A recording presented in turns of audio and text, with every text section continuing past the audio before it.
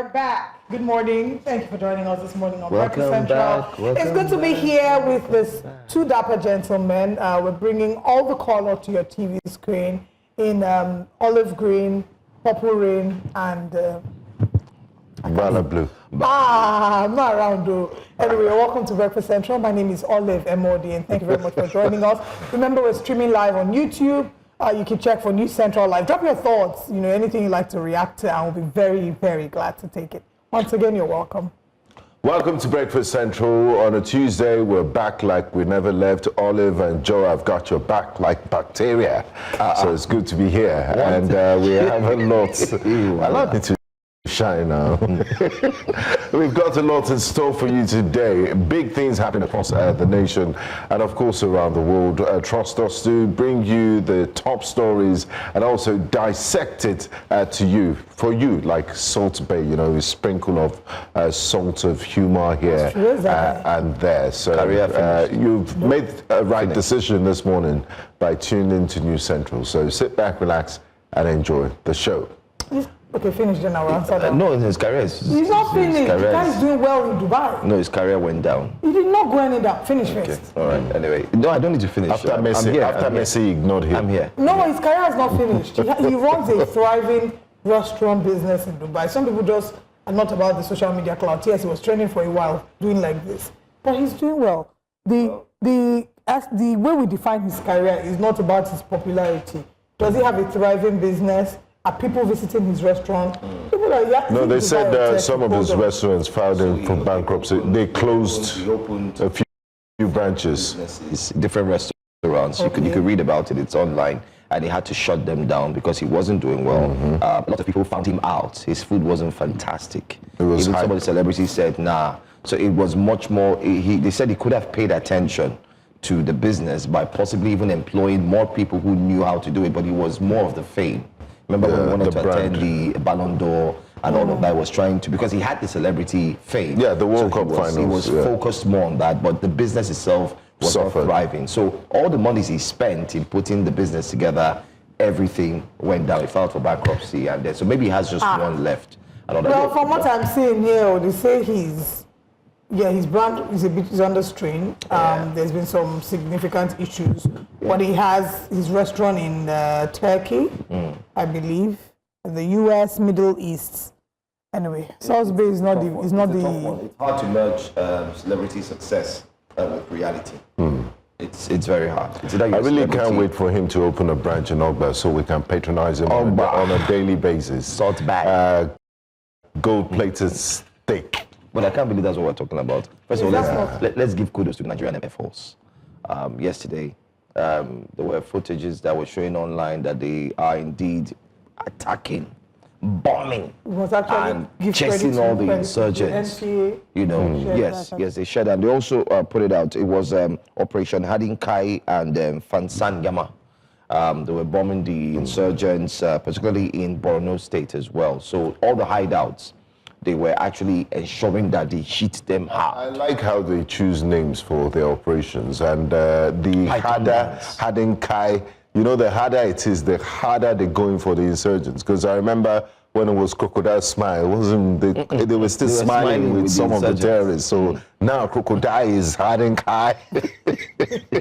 But it's good. It's a great thing. It's a good thing to see. When I saw it yesterday, I said, if it took like he calls himself the world, I'm the world president. If it took the world president to speak up, the positive outcome. And Nigerian leaders had to wake up. I don't know if you guys have noticed, I'm sure you guys have noticed, 2027 has suddenly slipped down. Nobody's talking about politics. It's paused. No, that's what I'm saying. It has come back. down. Like they say, top we 10. Need to be serious. We need to face governance. Yes, and the like they say, top 10. You so this calm down. Donald Trump tweets actually had a positive effect. And yesterday, the shutdown in the United States is over. So they're going to pay workers.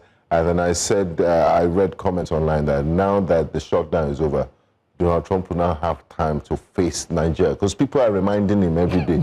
At POTUS, what's going on? They're tagging him. Well, is the world president. They're tagging him because ever since he picked particular interest in Nigeria, speaking about the killing of Christians in Nigeria, it feels like what Nigerians feel like is that the government has sat up much more than they've seen them sitting up. So it's almost like I'm reporting you to principal. Yes, class prefect to report, then class prefect to now come and be like, I will tell my mommy for you. Okay, let's begin today's conversation with Australia. Australia's Prime Minister Anthony Albanese has unveiled a bold plan to restrict access to social media platforms for children under the age of 16, citing growing concerns about the impact of online content on young people's mental health, their safety, and their overall development.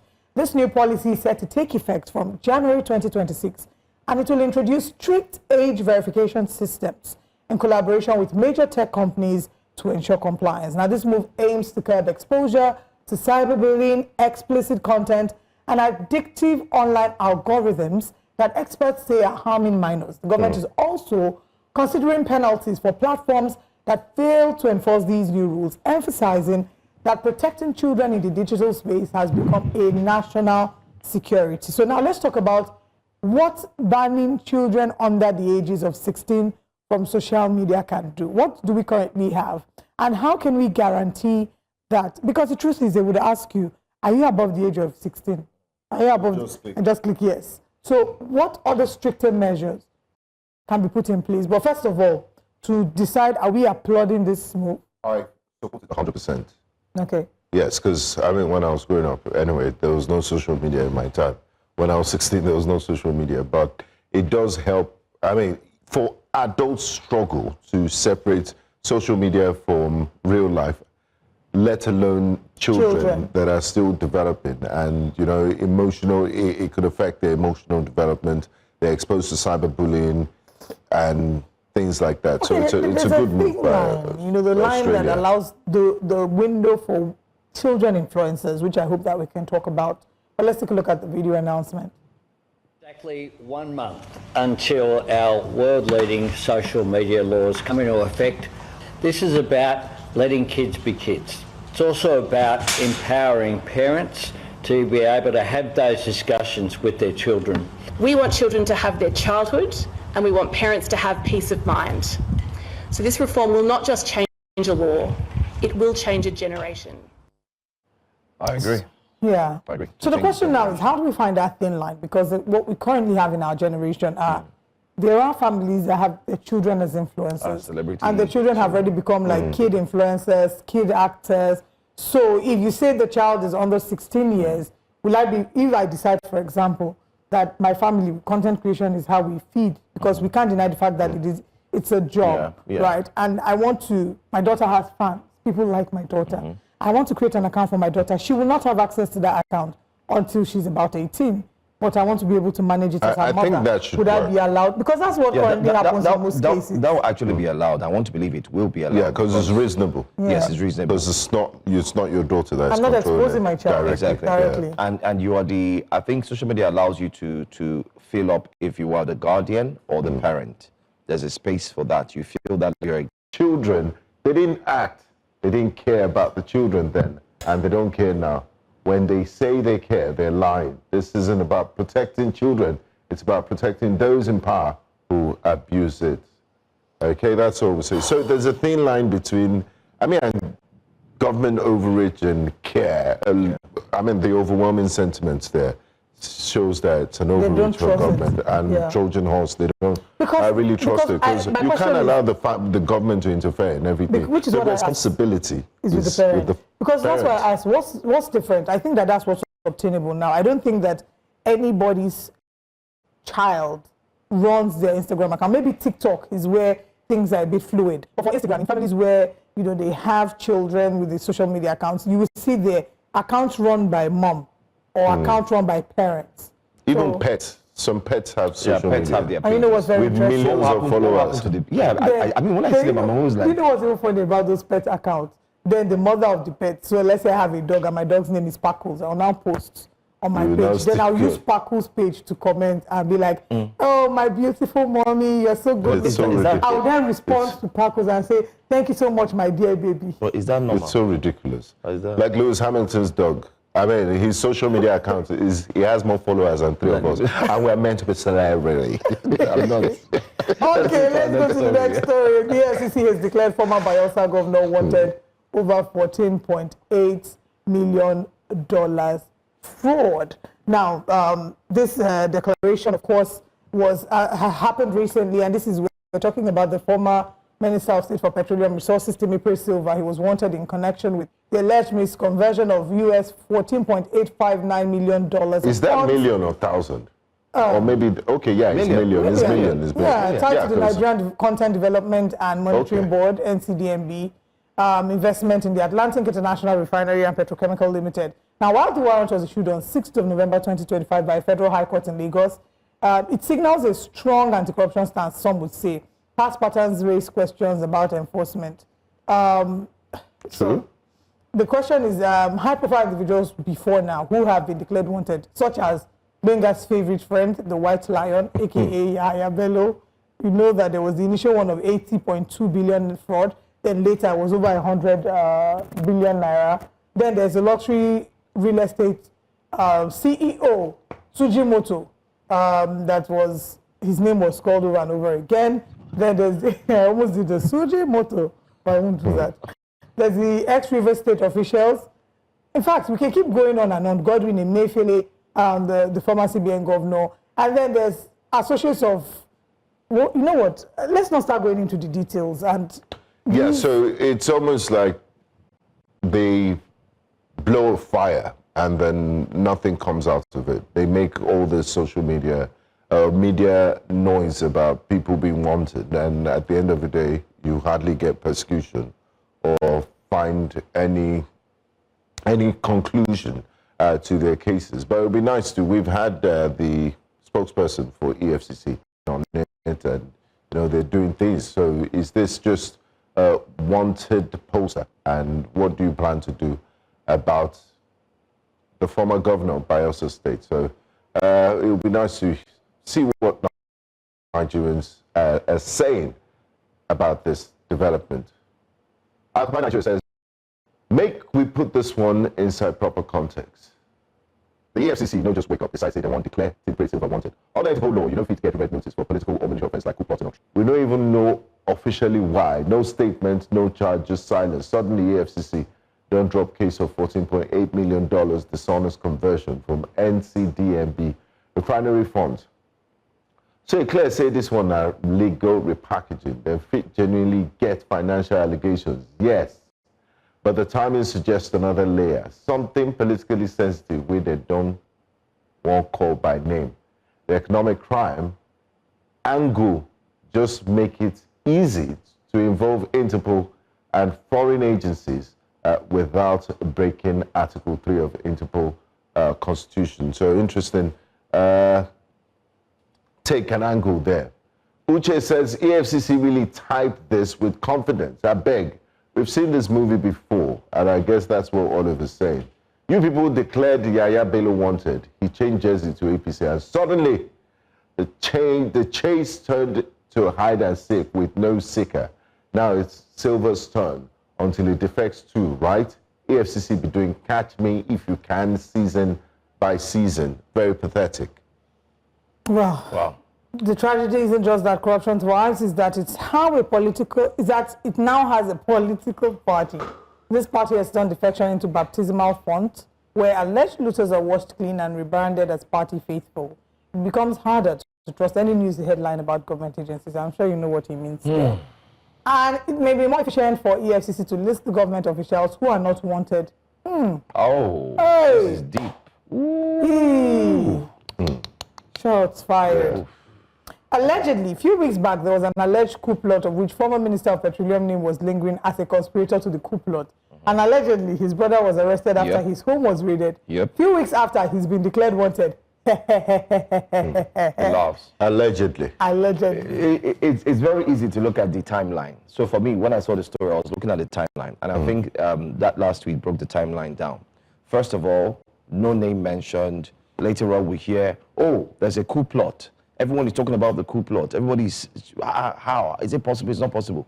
Then you hear someone's home was raided. Who is the person? The name comes out, former Bayelsa State Governor. Oh, okay. Why was his home raided? Oh, they find him. He speaks. Oh, I'm not in the country. But I wasn't there. I'm not aware.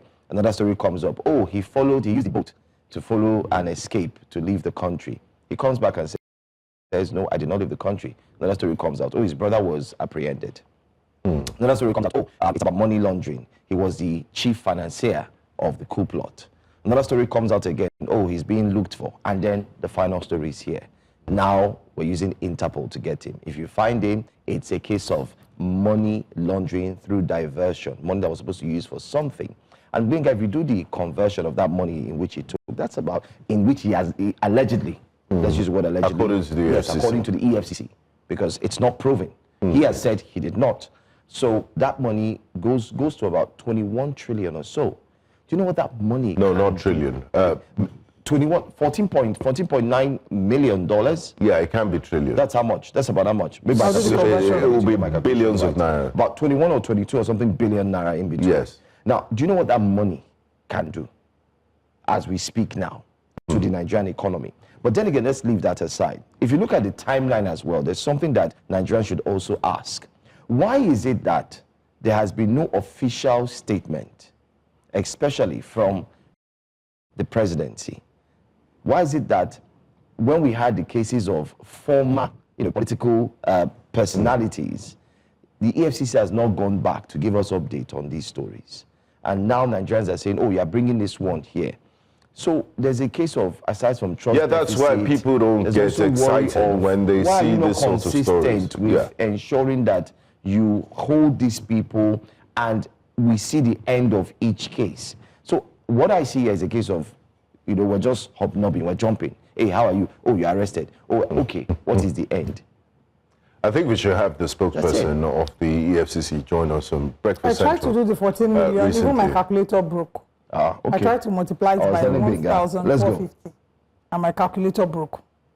Anyway, whatever the case So is, billions would give you 9 zeros. yeah. The question is, It's at a the end lot. of the day, the skepticism that we see being expressed here is not one that is new to Nigerians, because when often we hear about high-profile cases and investigations, it just is swept under the carpet, the proverbial carpet that never really gets lifted up for proper sprinkling it. But it feels like this might just be one of such. We do hope that the EFCC recognizes that again and again their name and their reputation is held to account when they make these announcements.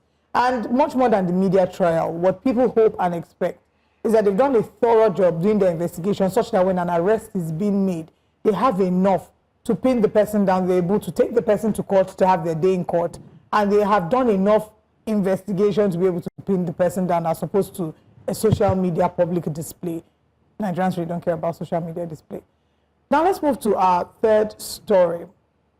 Our superstar, Alex Iwobi, is in... That's Benga's best player, by the way. Sorry? That's Benga's best player. Nah, Yes. I don't support Fulham. I support Newcastle United. But, Yes, but you like Alex Iwobi, he's a very fantastic player. I Is like it? his uncle. His uncle is one of the I am greatest, Jim if not the Joe, greatest, Nigerian footballer ever for me. Yeah, I agree with you, the best. I like him. I like him because he's making us proud. I like him because he's related to the Iwobi family. In some way. Anyway, I also like his hairstyle. let's move away from him. He's a talented footballer. He is. He has sparked a wave of reactions after sharing a video from his hotel window during the Super Eagles camp in Morocco, giving fans a glimpse of the team's accommodation. While some supporters expressed curiosity and excitement, others raised concerns about privacy and the appropriateness of broadcasting the surroundings. And this was my exact thought. The Nigerian Football Federation, NFF, clarified that the video posted by Iwobi was taken from his personal hotel window and emphasized that there was no breach of team protocol or security. They also highlighted that all the team arrangements comply with the safety standards, urging fans to respect the players' privacy while reiterating the Federation's commitment to transparency and communications. The incident has ignited conversations online about the players' conduct, fan expectations, and the balance between engagement and discretion during international camps. So the initial video you saw... of how monies would disappear in the NFF up until today. There was a big It's almost case like a where's cesspool the of money? Corruption. Oh my goodness.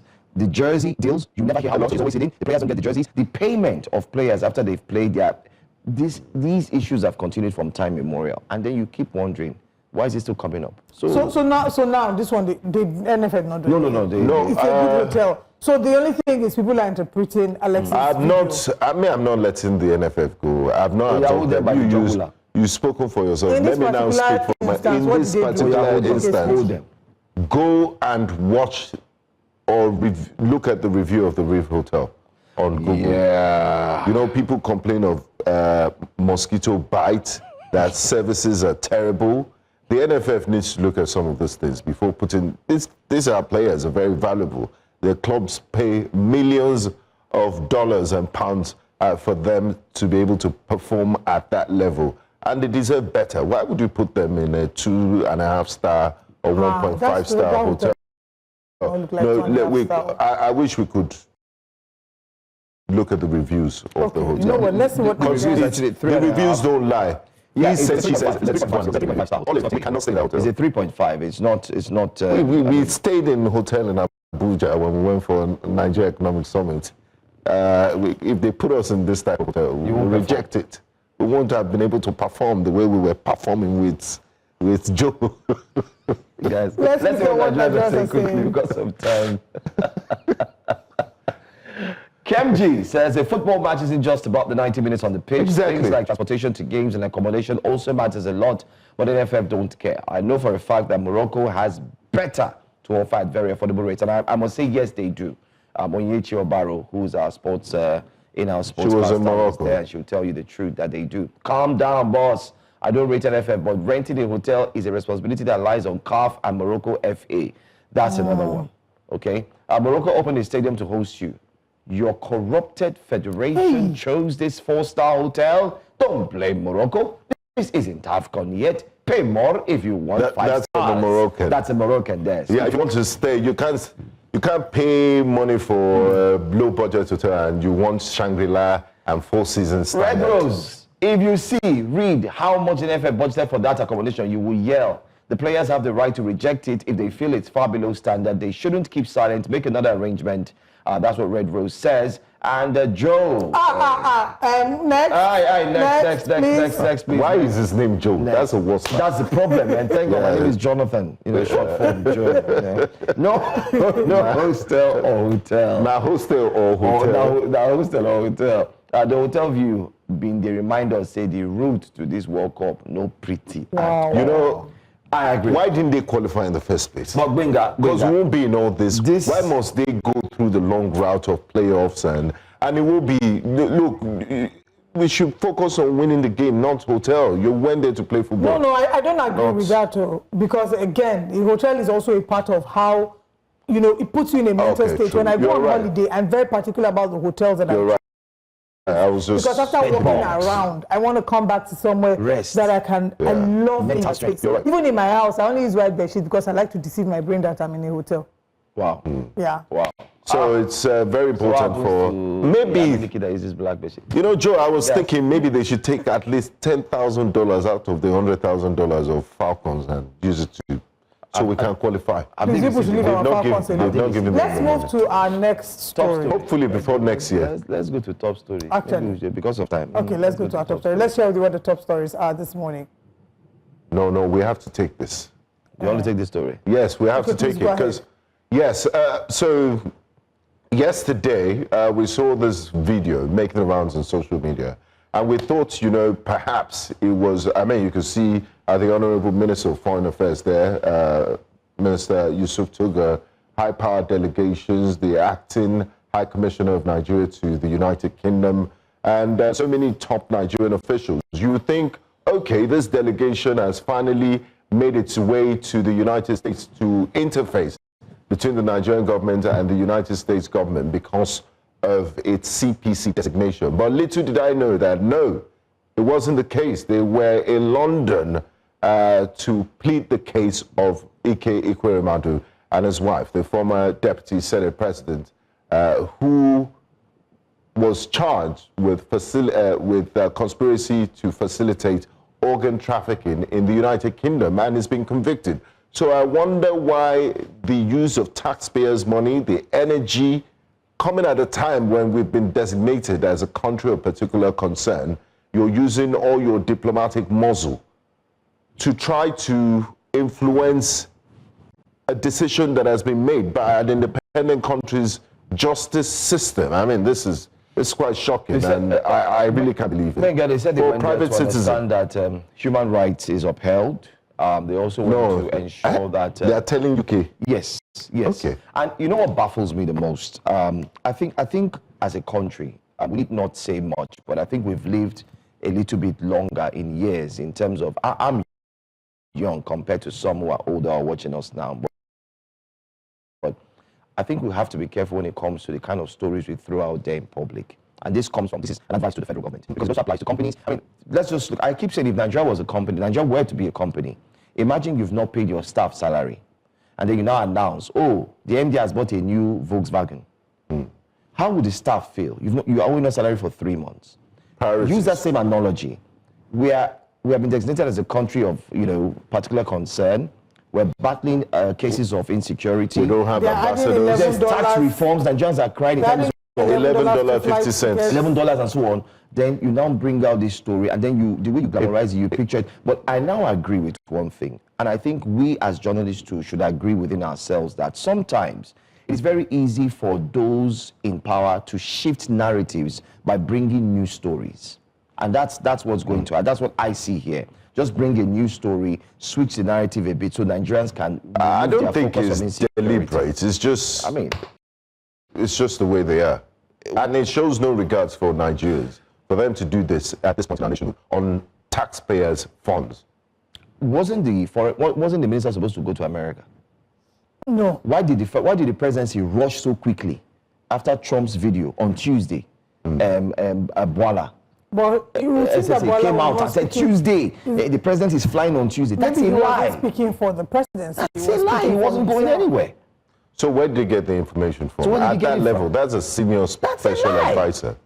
And it puts the presidency in a bad light. And it shows that their communication strategy is not uniform. It's bottom line. Let's we understand that we're trying to manage the entire situation, but let's also be careful the kind of information that's being pushed out so that people don't get a wrong narrative. Some of the issues or the backlashes that the federal government is getting is not coming from people who have a wrong motive. It's just the fact that they are being fed with what they see as, oh, this is wrong, this shouldn't be done in this way, and they have the right to speak out. Well, I guess the next few days we'll find out how things turn out with the Senator Ekwerimadu's case.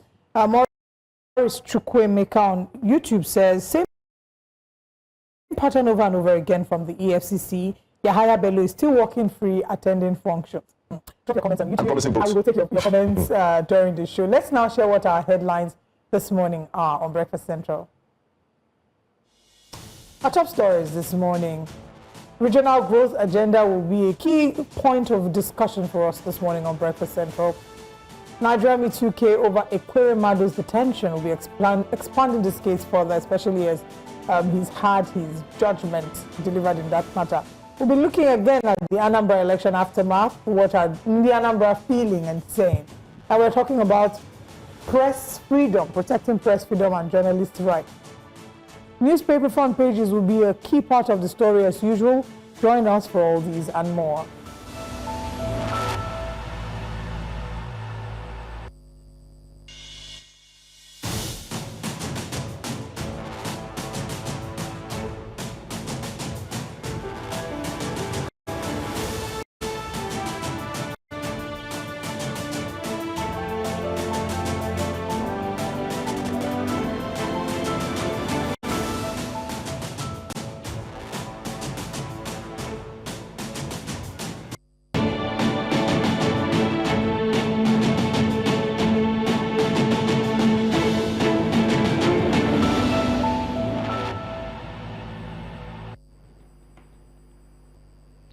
The Anambra elections have come and gone, and celebrations are still in the air, although mixed reactions also follow through. Now, that's because many have highlighted some of the many anomalies that did happen over the weekend, from voter apathy to monies that were being shared, and not forgetting to a can of malt and sausage that actually attributed to one selling the future of his votes. But that's not all. While there were so much mixed reactions concerning the Anambra elections, the incumbent governor did celebrate his victory, coming back for a second term and looking forward to do more for the Anambra. But let's take a look at this video, and then we'll come back and look into the Anambra elections properly. Through the campaign, and the Americans will say, you ain't seen nothing yet. I want to say it again and again loudly, that with this trust, in partnership with all our stakeholders, in partnership with you in the Anambra, in partnership with religious leaders, with our traditional and community leaders, with our traders, businessmen and women, in partnership with the petty traders, the hawkers, the wheelbarrow pushers, in partnership with the ordinary men and women of the Anambra, we, over the next 4 years, can say loudly that we ain't seen nothing yet. We ain't seen nothing. As I promised you, we're turning on to Gear 4, beginning from March. Probably we're now on Gear 2, heading to Gear 3, as it were, but we'll be getting into Gear 4 from March. To you in the Anambra, once again, we will never thank you enough for renewing our employment for the next 4 years. And then again, a sense of gratitude. Gratitude to the President and Commander-in-Chief of the Armed Forces of Nigeria, President Asiwaju Bola Ahmed Tinubu GCFR, for being a very true Democrat. He's demonstrated very firmly, he said so severally, that all mean to guarantee free, fair, transparent election. And so we commend you and thank you, Mr. President, for being a very true Democrat and realizing we are in a true multi-party democracy. Let the votes count, and the people spoke loudly here in Anambra. To the Independent National Electoral Commission, I must very specifically thank you, and thank in particular the new INEC chairman, Professor Joash Ojo Amopitan, SAN. This is your very first outing. As the saying goes, you don't have a second chance to create a first impression. And I am very excited that your very first impression is a very emphatic one. Well said. A victory speech indeed from the governor of Anambra State, celebrating and saying thank you to all, and also listing out the things that he will be doing. But joining us live in the studio to have a complete review of what went down over the weekend, we do have Professor Samuel, who joins us this morning. Good morning and welcome to Breakfast Central. Good morning. I'm sure you followed the elections all through, right? Of course I did. It was indeed a fantastic one. Many have said kudos to INEC, but the question is the other pocket-sized issues that we did see in the elections. Is it enough for us to say it wasn't a good one? I don't think it's enough. I think, although one would argue that the current INEC chair didn't have much contribution because everything has been packaged before he got there. So all he did was to dish out one or two instructions here and there. We're actually going to see his performance in the coming off-cycle elections of Ekiti and the Osun. That's actually when he'll be tested. For this, it's not a test for him. I can say that for free. Okay. Yeah. But what was your general analysis of the election? Would you say that if you were to grade the election, how would you grade it? You see, you will always compare two issues. If I'm comparing it with the last election in Anambra, I would say there's an improvement.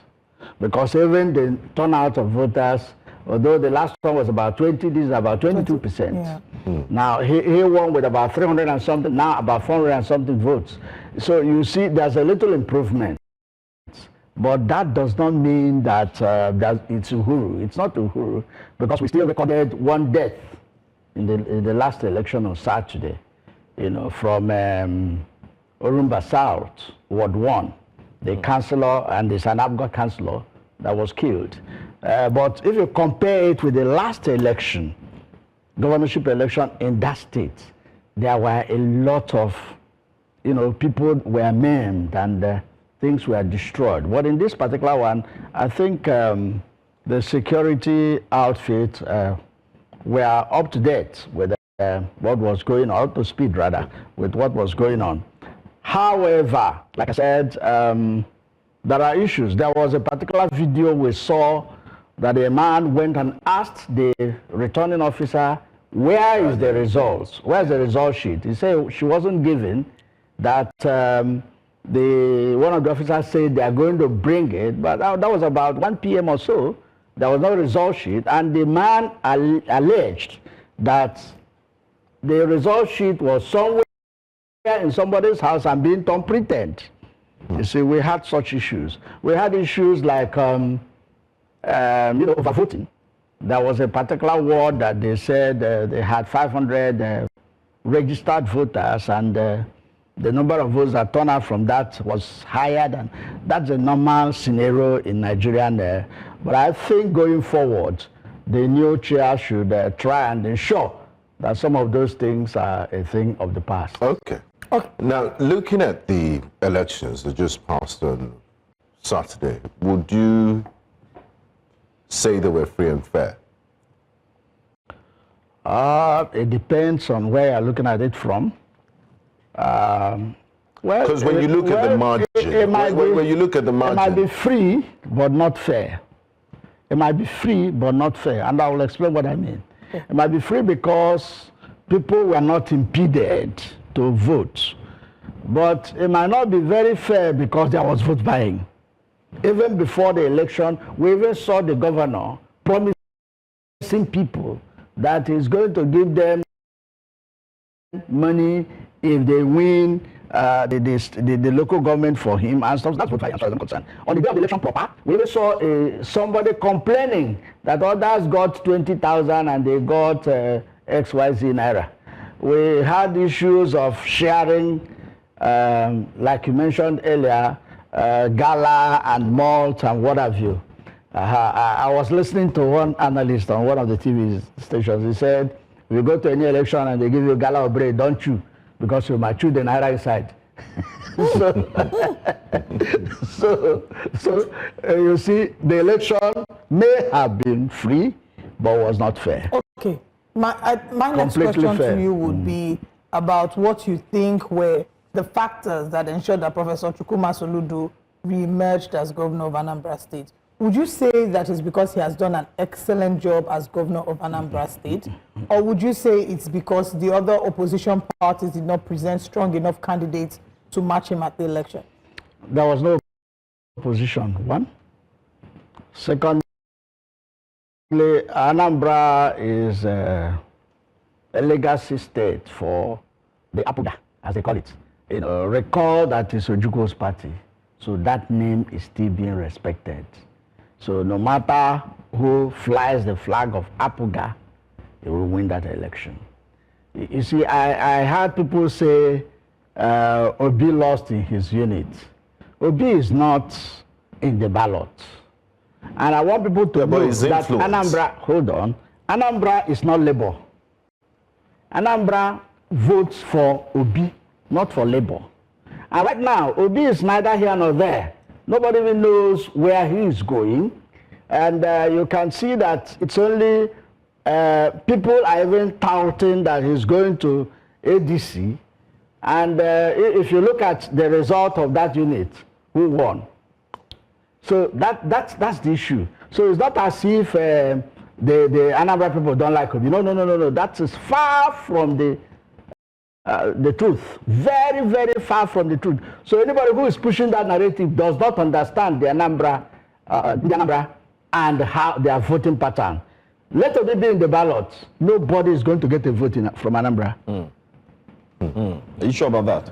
I'm telling you, when I mean nobody will get a vote, I mean that they won't get up to 2-3% votes. That's what I mean. Prof, let's talk about this very disturbing pattern of voter apathy.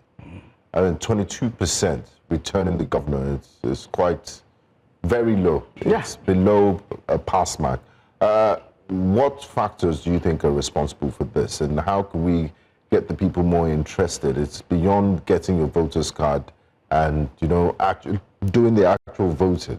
Or are there any other factors? We have said it time without number, for the risk of sounding like a broken record, the facts are there that there is voter apathy because people believe that their votes don't count.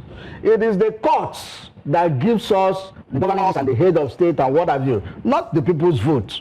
So people at the day of election will say, why will I go and waste my time, stand under the sun? Okay, but this is a staggered election. Yeah, it's a staggered election. Is it different from the main election? Recall the last Osun election, the one that brought in the blue, no, the Oyetola. Yeah. You know, it was too close to call, and the call came from Abuja, and they said the result should be suspended. And some wards were cancelled, or units were cancelled, so that their delegate that would have won didn't win, was not announced. And then when the election was, when they now did those local governments or wards that were, now they now imported people. We saw it. This one is not story. We saw people were imported to Osun, and eventually the person they wanted to won. Sorry. So at the end of the day, what are we talking here? People know that their votes don't count. It is the courts that determines who becomes governor or who becomes head of state. But the court didn't make Soludo governor in his first term. And he's won overwhelmingly this time around. In every 12, you must have a Judas. That does not make the other Judases.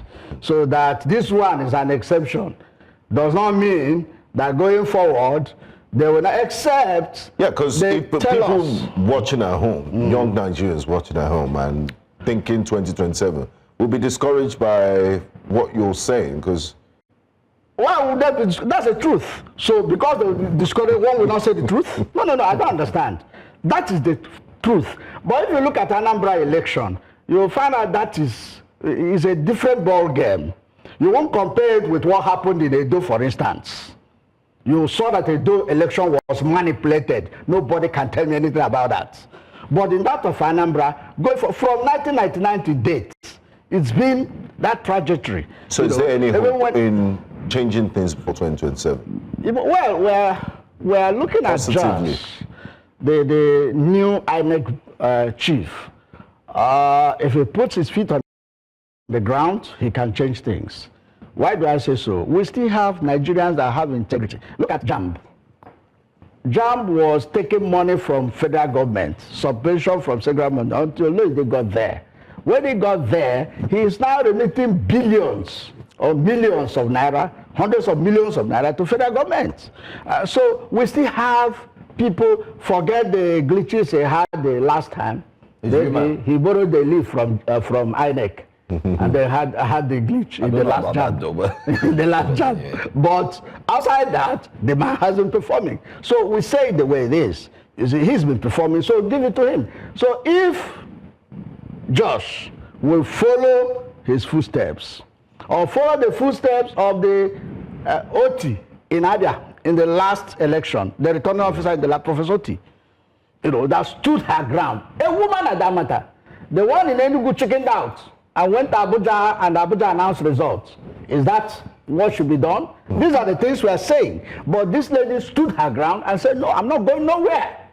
But said, well, I'll declare this result. And she went ahead and declared the result. Heavens didn't fall, because heavens have not fallen before. It will not start now. Okay, so what are the next steps in terms of, I know that the opposition, the APC, has said that they do not agree with this. We had these people who guests on the show yesterday from the ABC, from the obedience movement. They say they criticized the number of what had happened, and they said they're going to pull together their evidence. And I remember asking the guests that, but your leader, President Bola Ahmed Tinubu, has congratulated Professor Charles Soludo. So what would be the next steps? And he said that when they pull the evidence of all the anomalies that happened at the election, they believe they'll get the approval of Mr. President to go ahead. Nothing is going to happen. Let me tell you why they are saying so. They are saying so because, recall that before that election, Professor Soludo said he was going to support the president in 2027. Yeah. So, and he called himself the adopted son of APC. However, during the campaigns, the president sent the Senate President and the chairman of the party and some other members of the party to go campaign for the APC candidates. And if you listen to that video, what the Senate President said was that they have a son, so they cannot leave their son and go for an adopted son. So that gave the APC guy the impression that the president have left Soludo to support him. I think that's where this is coming from. But at the end of the day, you saw the show he put up. Even in his ward, there were reports of massive vote buying. In the word of the APC governorship candidates, there were reports of massive vote buying. So I don't know what they are going. I'm not from Anambra, but I can tell you succinctly that it resonates with me that Soludo won that election fair and square. All right. Just finally, from our end, I mean, we're asking these questions because I know you followed closely the elections, especially all through the weekend.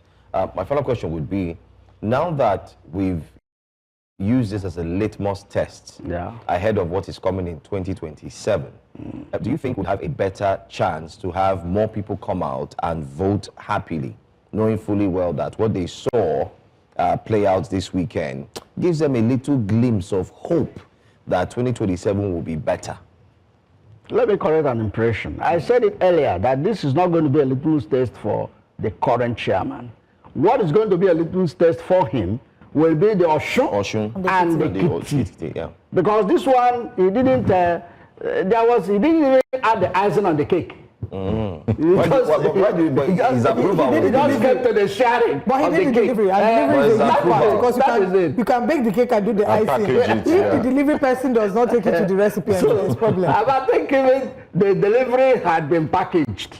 It was just a question of, okay, you do this, you do that. That happened. So it is actually the Osun and the Ekiti elections that he will start from scratch and package. So when that comes out and comes out fine, then we can succinctly say that that's a litmus test for what's going to happen in 2027. Recall that after the do election, APC said that this is the template they are going to use for 2027. So we have all those things at the background. So let this new INEC chair come and prove that those things were just rhetorics. Until that is done, we still stick to our guns that, look, the courts are still there for what is going to happen. My final question to you before we wrap things up is the governor, Chukwuma Charles Soludo, in his victory speech there, he referenced the Americans. He said Americans will say, you ain't seen nothing yet. And we know second-term governors, they don't have anything to lose.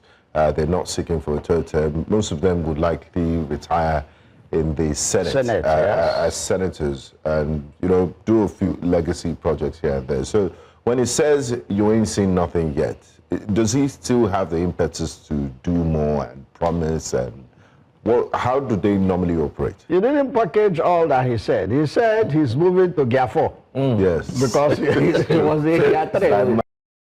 He was in Gear 3. So he knew he was not performing at optimal. He's performing, but he's taking it to another level. If you're on Gear 3, you drive now. If you're on Gear 3, you're not performing optimally. And you have to move to Gear 4 for your car to stabilize, and if it's an aircraft, for you to now start cruising.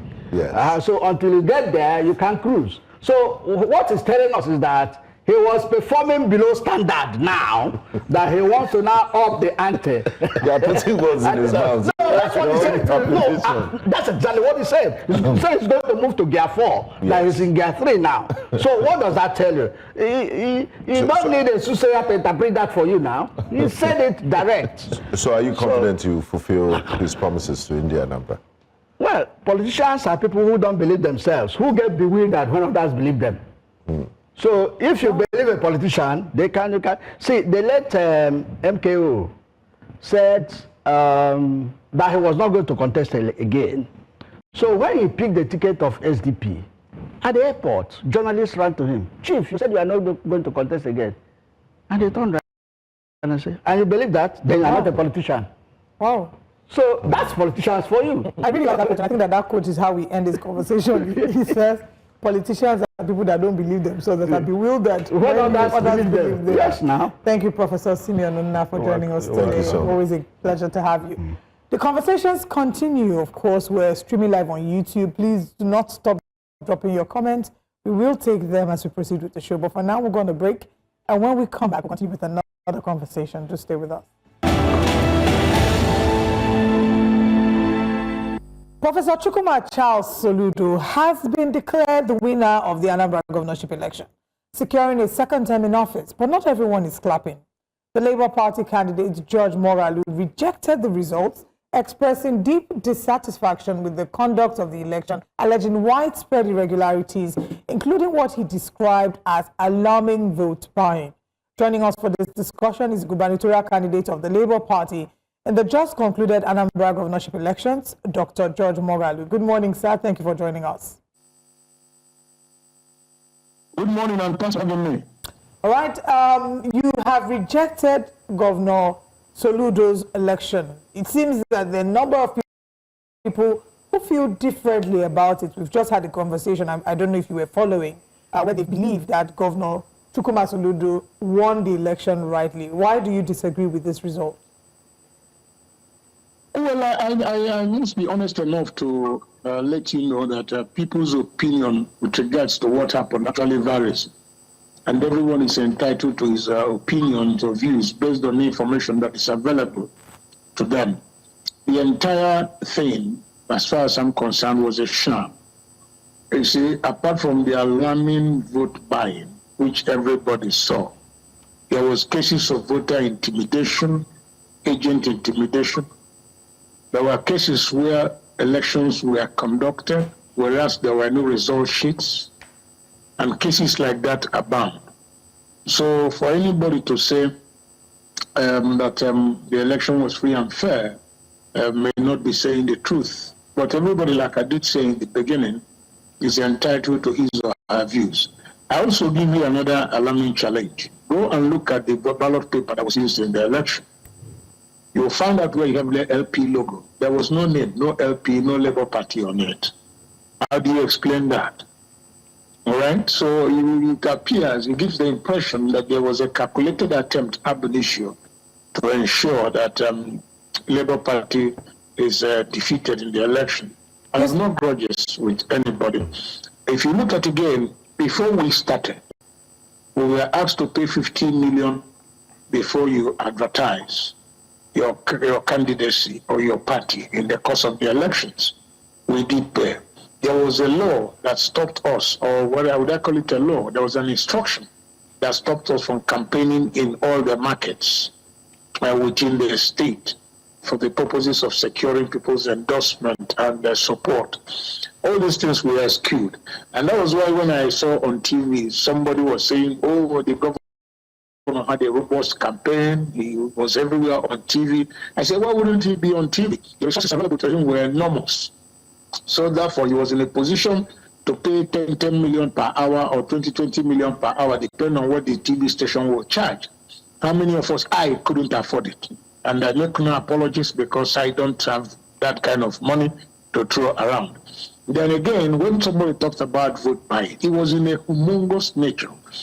It was unbelievable, the volume of money. And I don't believe in vote buying. And I will not buy anybody's vote, because that does not go to show credibility on my part. It's against my personal standing in society. So I will not get involved in that. So there were many cases. So there are quite a lot of reasons that the entire thing did not come out clear as it should be. So while I concede to the fact that a lot of people are entitled to their views, my view and the view of my team is that the election was not credible. So just to reconfirm, you're saying that there was no Labour Party on the voting voters. There was a logo, but our LP name was not there. Labour Party was not there. No, the logo was there. So what did that mean? Did it in any way scuttle your chances of getting Yes, it disenfranchised a lot of people. It disenfranchised a lot of people. Okay, all right, you've talked about that, but I'd like you to look at Yesterday on the show here on Breakfast, we did have a member of the Obedient Movement, Ekweremadu, Azomchine. He inadvertently or directly, we may say, alluded your loss to the fact that you weren't a strong candidate to have pulled a lot of votes. And he indirectly also blamed Mr. Peter Obi for having endorsed you, knowing that you are not strong enough to win the votes or the elections. And just to add to that, I think he also did say that the Obedient Movement did not approve of exactly. They were not behind you. Their representative at the election. It's unfortunate when such a person, I don't know if his character, credibility, I don't know if his level, and I don't want to enter into issues with him because from day one, he never liked my person. He wanted me to pay him. He wanted me to associate with him, which I did not want to because I didn't see him adding any value in the process. And why I don't want to comment much about him is that even the Obedient Movement came out to issue a statement, okay, discrediting him and then saying that he's not part of them and he's not representing their interest. So going to discuss him now, it's like elevating him to a level that he doesn't deserve to be. He's entitled, like I did say, he's entitled to support whoever he intends to support. He made it very clear even before the election that he wasn't going to support me, that he's going to support the incumbent, okay? The rumor has it for various reasons that is left for him to answer. But the point here is, when somebody says you are not strong, I want to know what strength he's talking about. Yes, I may not be a billionaire. I may not have enough money to compete with the governor, and I make no apologies for it. Okay, I've never been so rich. Has never been part of my forte. It has never been my point of reference. But when you talk about strength in terms of credibility, in terms of visibility, in terms of being known in Anambra State, I am far more known, far more credible than him, 10 times over. Thank you, sir. I challenge him to that. I have held more responsible offices in this country. That has attracted me recognition across the board. So I'm not on the same level with him. That point must be made very clear. So I don't know what he means by not being strong. Then taking it to the point where the status or the position of the obedience. The support of obedience for my candidates was very clear and visible. Their leader, who is Dr. Tanko Yunusa, was with me here in Nnewi, in Anambra State, was here with me for the past 2 weeks and just left only day before yesterday. No, yesterday actually, on Sunday. Yeah, on day before yesterday, Sunday. And left on Sunday back to Abuja. So I don't know what the obedience is talking about. Okay? And let me tell him, in case he does not know, I ran for governorship of this state in 2003 against our leader, Peter Obi, who ran for APGA. I came second. I defeated an incumbent governor who came third in that election. An incumbent governor. Okay? So I don't know what he means by I'm not strong enough. So basically, that's my answer for him. Thank you so much, Dr. George Moghalu. We'll go on a quick break. We still have quite a lot to unpack this morning in our discussion. Do stay with us. We'll be right back. You're welcome back to Breakfast Central. We still have with us the candidate of the Labour Party in the just concluded gubernatorial elections in Anambra State, Dr. George Moghalu. Thanks for staying with us, Dr. Moghalu. You did, your opening statement, you did say... Thank you once again. Yes. You did say in your opening statement that you are unsatisfied with the conduct of the elections, and in your opinion, they were not free and fair. Now, in doing a post-mortem of last Saturday's elections, where would you say, where would you put the blame? Is it on INEC or the ruling APGA party? And also, would you be seeking redress in the courts? Okay, let's look at it from the proper perspectives and place issues where they should be. Yes. There were cases of underage voting, sorry. For cases like that, there were cases of not having result sheets at the polling points. For cases like that, you also have to put the blame squarely on the table of INEC. And they have the ones that have the explanation to make. Because those underage voters were registered by somebody and cards given to them by somebody. So somebody has to offer explanation. The result sheets were not taken to polling units at the appropriate time. Meanwhile, voting was allowed to take place. Somebody was responsible, and that person has to be held accountable. Then you move to the issue of vote buying.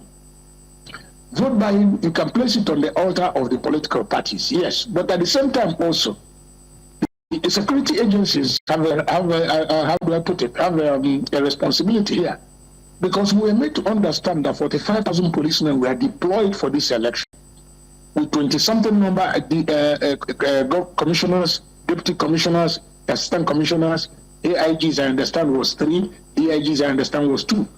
These are leaders, security agents that we expected to be at the polling stations. And if their presence is there felt, there wouldn't have been the possibility of vote buying. So somebody has to be held accountable to answer questions why vote buying of this monumental nature was able to take place in the presence of the security agencies. So it is not a matter of, the issues vary, and different persons have to be held responsible or accountable for what happened during the electoral process. Then as the issue whether we are seeking legal redress or not, consultation is still quite on, because reports, our team, they're looking at all the reports. You know, we have 5,718 polling units where elections held this time around. We have 26 electoral wards, 21 local governments. That's a political structure in our state. So we are putting all the reports together. A team has been put in place to look at all the issues before we can now take a final decision and come out as a party. About me, George Morgan. No, it's not about me. It is about the collective will of Labour Party. It's about the collective will of the campaign organization. It's about the collective will of our people in the Anambra. So we have to look at all the options before we now come out with a statement as to whether we are seeking legal redress or not. All right, Dr. Mogalu, doesn't it bother you that while you're putting all of these things in place, the number one citizen, President Bola Ahmed Tinubu, has already congratulated the Anambra State governor? So don't you think that with all of these modalities, redress, looking at what went wrong, it seems like there's been an endorsement already? No. For me, such things don't matter. What do you expect the president to do? If INEC has announced a winner by their own calculation, what do you expect the president to do? What's wrong with congratulating the supposed winner? I don't see anything wrong there. Okay. That congratulatory message does not in any way vitiate the fact that all the candidates who participated in the election, if they have any reason to seek legal redress, otherwise why should tribunals be placed? If the condition was that once the president congratulates the supposed winner, then tribunals should not be put in place, then that's understandable.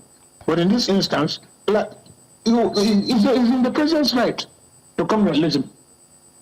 Okay. I mean, you've complained about the irregularities that you believe have marred this election, including the fact that Labour Party was not explicitly named on the ballot paper, you said.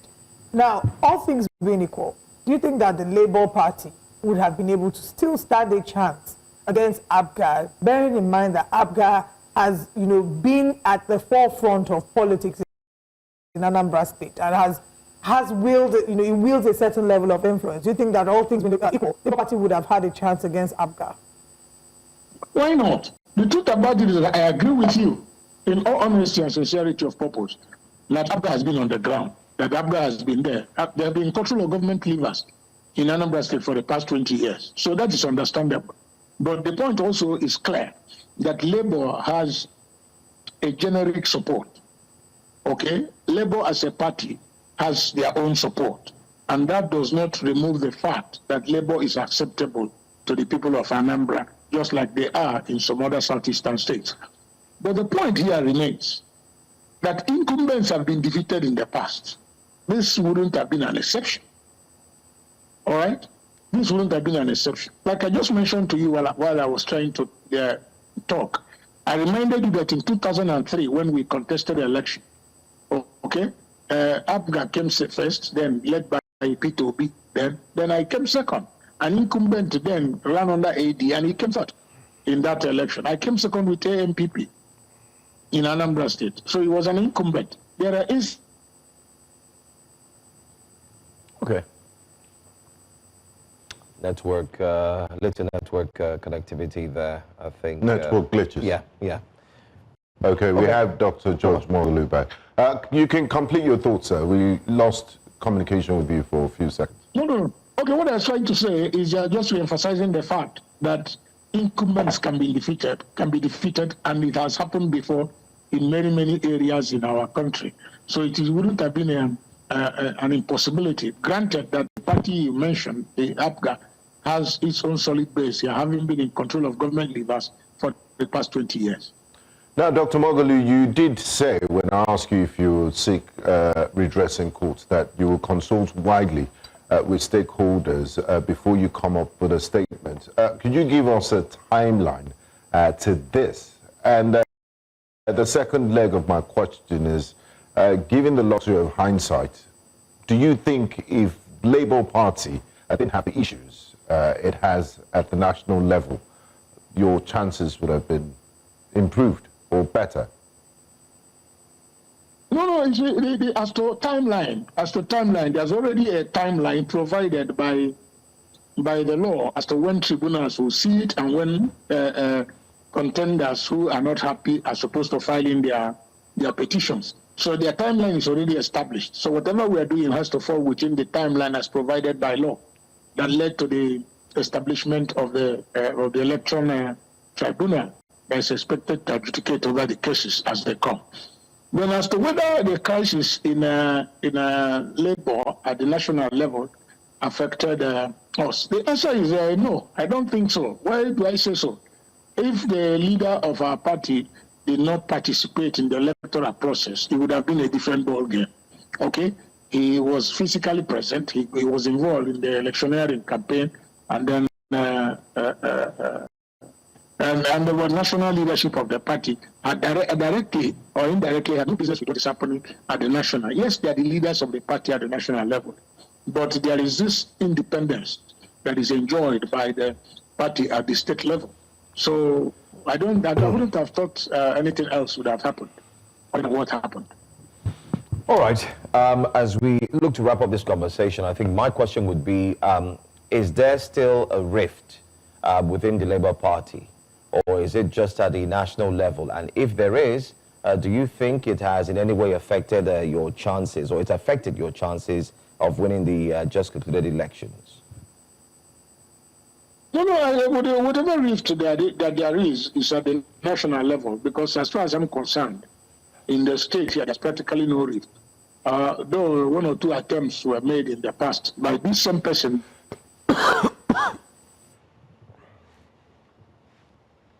Okay, which person?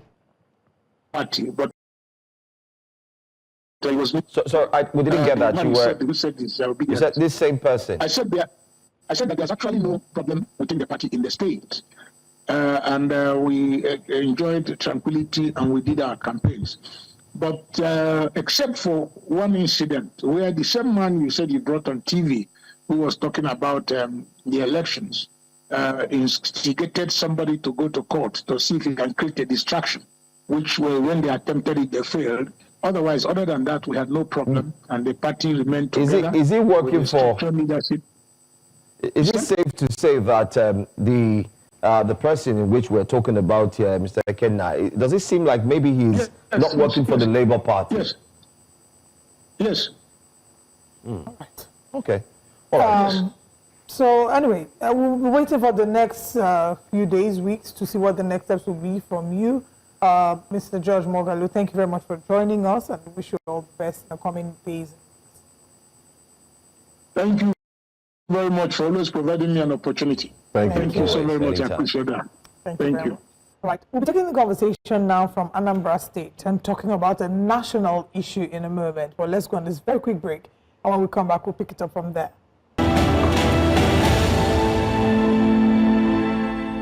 11 days after the nationwide strike by the Nigerian Association of Resident Doctors, NARD, began, patients across the country continue to suffer as medical services remain paralyzed in at least 91 healthcare facilities. About 11,500 resident doctors, who make up a significant portion of the country's 56,000 registered medical practitioners, remain on strike over unaddressed issues like unpaid arrears, poor working conditions, inadequate staffing, excessive workload, and the lack of essential medical infrastructure.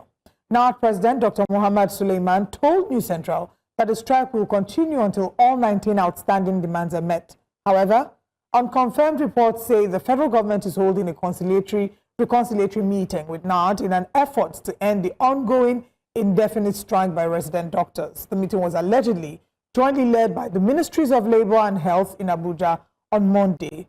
Are these talks confirmed, and will these talks lead to a positive result and an end to the strike?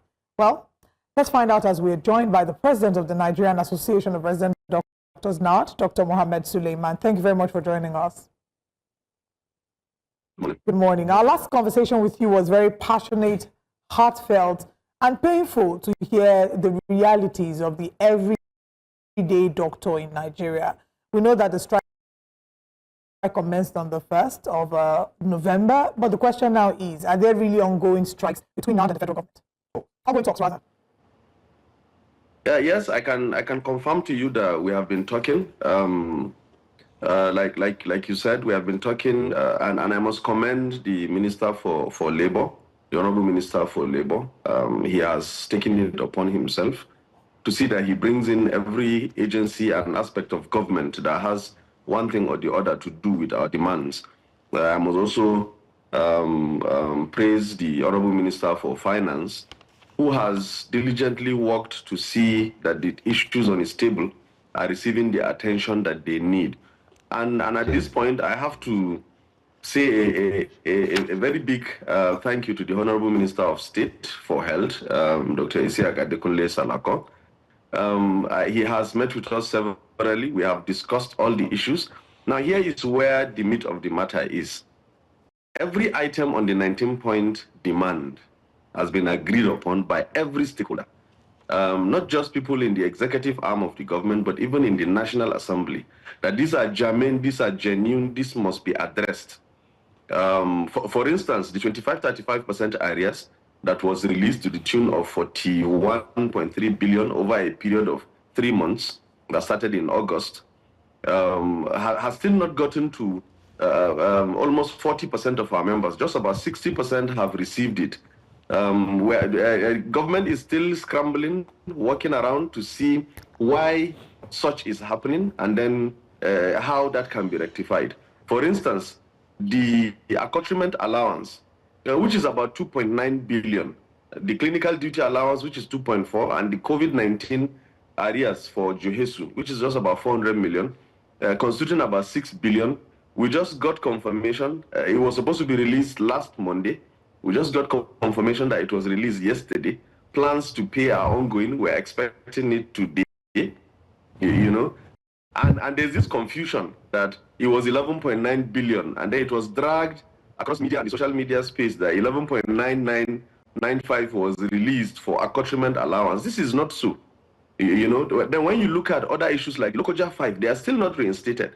I mean, there are conversations that, yes, they need to be reinstated. You know, and we're waiting for the action to come for them to be reinstated.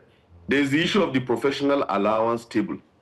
Now, you need to understand that whenever minimum wage is adjusted in this country, doctors in Nigeria have an agreement with the federal government that once the basic salary is adjusted, the allowances should be adjusted to. This has not been done since 2019. Government agrees that it needs to be done. Government has done the adjustment. The tables are ready. Release the table so that this can be implemented, you know, and then we're just foot dragging, for lack of a better. Now, Dr. Suleiman, you know, so I can go on and on and on. Specialist allowances there. You know, there are allowances in FMC or in OATC Ile-Ife. We're just talking about compilation now to see the quantum of what it is. These people have rendered these services years ago, months ago, and their pay has not really reached them. So yes, there are conversations, and it is our hope. It is our hope that it won't just be conversations. It will be things put to finality, things put to paper, signed, agreed, circulars released, monies released, actions taken. In fact, we're not so much particularly interested in what government wants to do about it. We're interested in government doing what it needs to do about these things. Okay, so just for confirmation and clarity, you've met with the federal government, the monies have been approved, all 19-point demands have been met. No. Okay. All 19-point demands have not been met. But they've agreed that they are germane. Yes, they've agreed that it must be solved.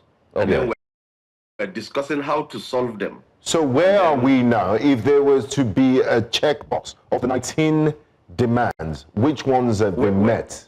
And how many are you satisfied with? Yes. No, permit me to have a little respect for the officers of the federal government who have shown genuine commitment to solving these problems. For instance, officers from the Salaries and Wages Commission, officers from the Accountant General's Office, officers from even the Federal Ministry of Health. Now, it's not enough to say, let's solve them. It's not enough to say, this is how to solve them. It's acting to solve them. It is these promises in the past that have been failed to be acted upon that is now the germane issue. So government knows, all the people we are talking to know that it is time for us to take action on all of these things. Now imagine you are my NEC member, and I now come and tell you, my distinguished NEC member, the government has said on the professional allowance table, yes, it has agreed that an injustice has been done for over 7 years. Yes, it has been agreed that only about 45% of your salary, of your allowance, has been paid to you over the last 7 years. Government has agreed, but government has said, okay, release of this table, you have to wait until another 2, 3, 4 months process is completed. I mean, that NEC member is going to be livid. For instance, you tell our colleagues in Lokoja, our government has agreed that, okay, you need to be reinstated. Okay, you now have to wait for government, or you have to take up locum appointments elsewhere. There's nothing we can do about it for now. You have to wait until maybe 6 months, 5 months from now. It's another promise. We're now telling government, you have to practicalize it. Action steps must be taken. Okay, let's talk about also, just to clarify, where we are regarding the strike. Is the strike over? Is it partially lifted? What's the situation regarding the strike? No, we're still on strike. It is total, it is comprehensive, it is indefinite. Indefinite until government has met its own side of the bargain in all these issues. Remember, there's no issue that is less than a year old. Let me give you another instance. We have registrars who have written Part 1 exams who are supposed to be upgraded to Senior Registrar 2 status. Now, after 1 year, you're supposed to also upgrade that Senior Registrar 2 to Senior Registrar 1. That is 2 upgrades within a period of 1 year because of a professional qualification. As I'm talking to you, for over a year, these upgrades have not been done. Now, people have missed 2 upgrades. There are arrears attached to it. You can't simply say, okay, we agree that this is a problem. Okay, let us now take time and go and solve it. No, you have to solve it now. That upgrade needs to happen now. Perhaps the neck of NAD will now say, okay, since you've done the upgrade, let us now see when you can pay the arrears attached. Let me give you another instance. The entry level into civil service for medical doctors is COMMES 3. This year, appointment letters have been given, alerts have been received, salaries have been paid at COMMES 2. This is a whole 100,000 naira less than what the salary ought to be, simply because someone decided that we have to take these doctors from COMMES 3 down to COMMES 2. This is something that has been dealt with more than 10 years ago, agreed upon. Everyone knows that, but someone just woke up, and even in the conversations, everyone acknowledges that that was a mistake. That was a clear mistake. Now, those doctors, some of them have been working for almost a year, some for 6 months, and I can tell you, FMPH Barnawa, UITH Ilorin, I can tell you UUTH, I can tell you different institutions, even National Hospital Abuja, where these doctors have been placed on COMMES 2 and they are being paid salary at this level. It is not enough to say, somebody made a mistake, it is wrong. No. Okay. You have to correct it. There are accrued arrears. Now, those conversations have to happen in that line. It's not just acknowledging, we've discussed, okay, we agree it's a problem. No, you have to solve it. So, Dr. Suleiman, you've been in constant communication with the government side, the stakeholders. You've given credit. We are in communication. Putting constant in it is taking it to another level. Okay, you've been in communication. Yes, Let's be clear in our use of language. And this is the 11. Yes, and you've said I have discussed with the Minister of Labour twice, with the Minister of Finance once, with the Minister of State for Health twice. My team, that's the team from the National Council of Resident Doctors. When you say constant, it means we are constantly talking. Okay. So, in day 11, meetings, just to confirm. Yes, day 11 today. Day 11, you've had 5 meetings, and a lot of people will say... We've had 2 meetings with these officers. Okay, 2 meetings. But a lot of people will say progress is being made, and you've also alluded and you've given credit to some of the officers that work for this federal government. They've actually shown genuine commitment to solve federal the government agencies. I mean, looking at how critical health is to a nation, and the fact that you and your colleagues took the Hippocratic oath to, save lives and workers, doctors, don't you think meeting each other halfway and calling off the strike would, since they've shown genuine commitment to attending to all your grievances and your 19 demands, it's high time you call off the strike? Or you don't trust them enough? I appreciate your question, and I think your question is germane, and I think your question is valid. There's nothing wrong in looking at it from that perspective. But I'd like to call your attention to 2 aspects of that. That Hippocratic oath that you mentioned, if you have read all of it, there's also an aspect of physician heal thyself. In one of our meetings, I made it clear, we have a colleague that finished a 3-day straight call and was driving home, and he had an accident. That accident took his life. I wouldn't want to mention his name. If you follow social media very closely, I don't want to revisit the pain to his family. We have another colleague who, after taking a 2-day straight call, collapsed, became unconscious. A CT scan was done. He has bled into his brain because of what is known as a ruptured aneurysm in his brain. He was in ICU and he eventually died. These are work-related problems. I told you about how one person will be taking calls every day. What that means is that you're exhausted. What that means is that your ability to critically take decisions at critical points for patients is impaired. That Hippocratic oath, if I am a Muslim, I swore with the Holy Quran. Christians swear with the Holy Bible. At the end of the day, you're accountable not just to the laws of man on earth, you're accountable to the laws of God. Sometimes when you are arrested, you recall some of these decisions that you have taken, and you're less than sure whether it is appropriate. We don't want Nigerians to be exposed to this kind of hazards. We are exposed to hazards at work. We are exposed to exhaustion, frustrations, a lack of professional progression, and then this contributes. You are human, you're not a machine. Your brain has a limbic system, your brain has places where it processes emotions. And at some level, this will play in your decision. We don't want Nigerians to be exposed to this.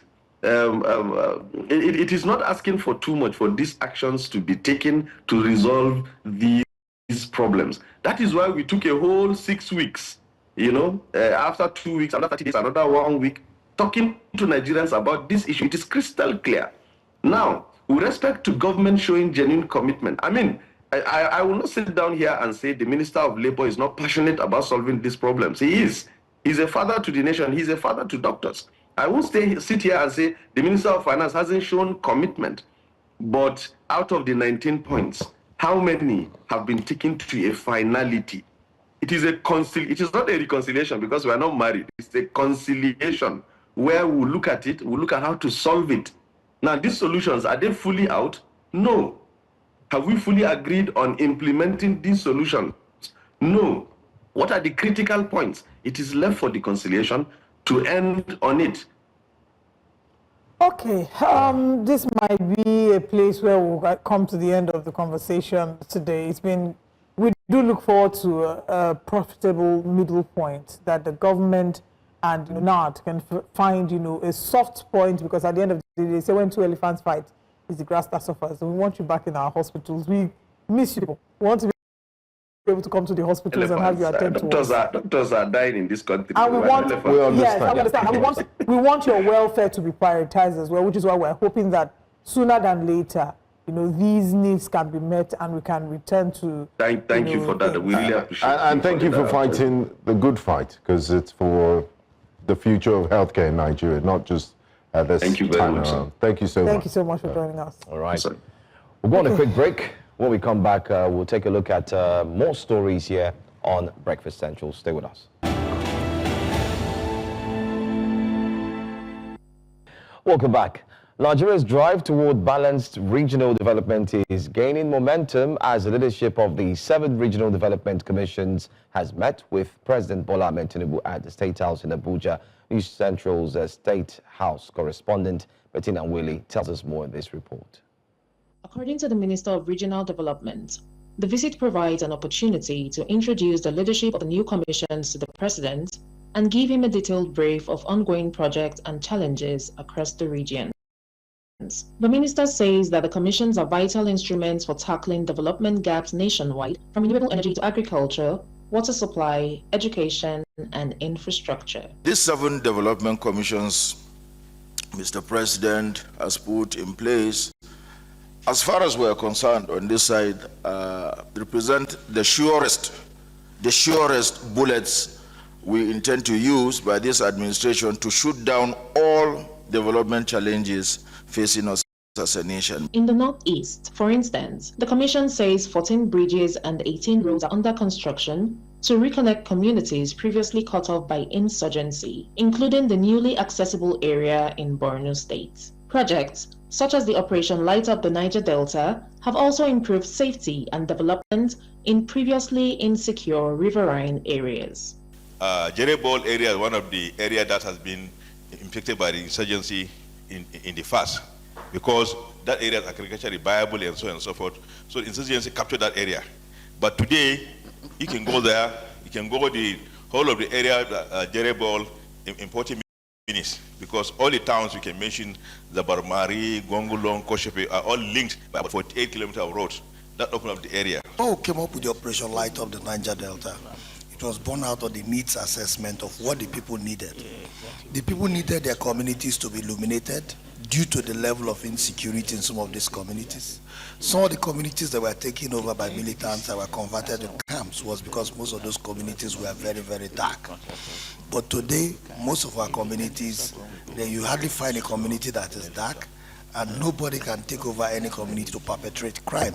The ministry says all commissions will work hand in hand with state governments and federal agencies like FERMA and the Works Ministry to address bad roads and enhance maintenance culture nationwide. In Abuja, for News Central, Bettina Nwili. The Nigerian Senate has assured that the National Digital Economy and E-Governance Bill 2025, when passed into law, will not override or diminish the statutory powers of existing agencies under the Federal Ministry of Communications, Innovation and Digital Economy, including the Nigerian Communications Commission, NCC.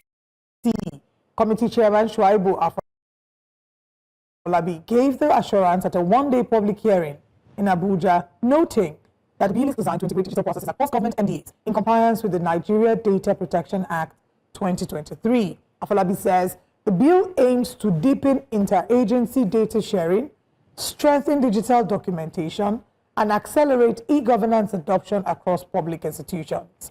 The Minister of Communications, Innovation and Digital Economy, Bosun Tijani, during his remarks at the hearing, described the bill as a transformative policy framework that will position Nigeria as a leader in digital public sector innovation across the African continent. However, the Office of the Head of the Civil Service of the Federation raised concerns, pushing for the alignment with public service rules and broader civil service reforms.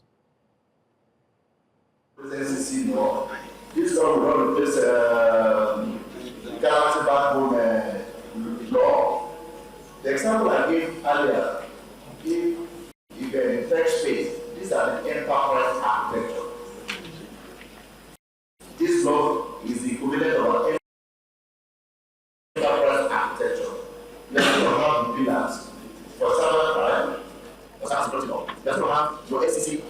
The only thing we are worried about, which we are taking enough caution, is to ensure that there are no duplications of variety. And that's why you see reference in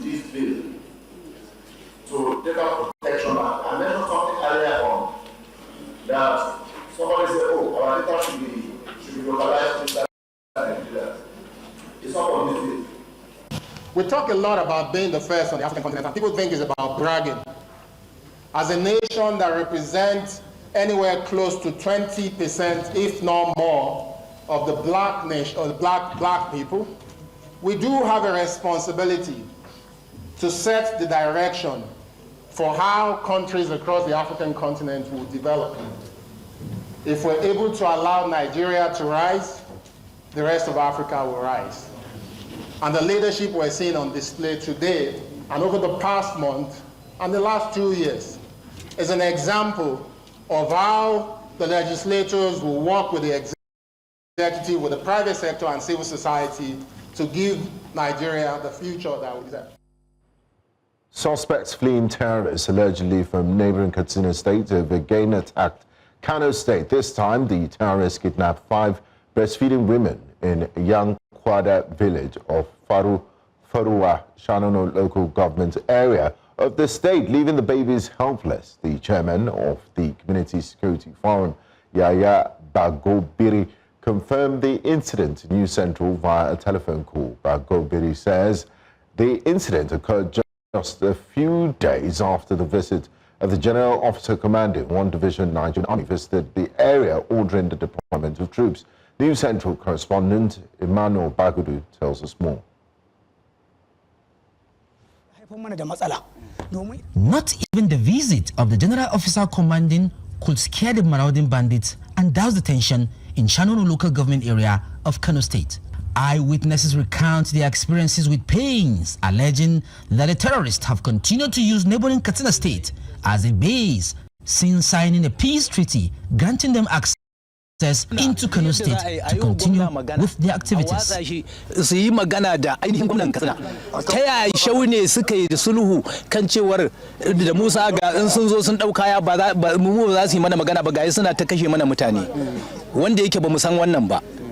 To gashi yanzu haka take faruwa saboda haka mu roƙon da muke yi a nemi gwamna ya je su sauni gwamnan Katsina su san yi magana. Residents lament the inaction of both the Kano and the Katsina state government, saying that effective collaborations will have stopped the attacks.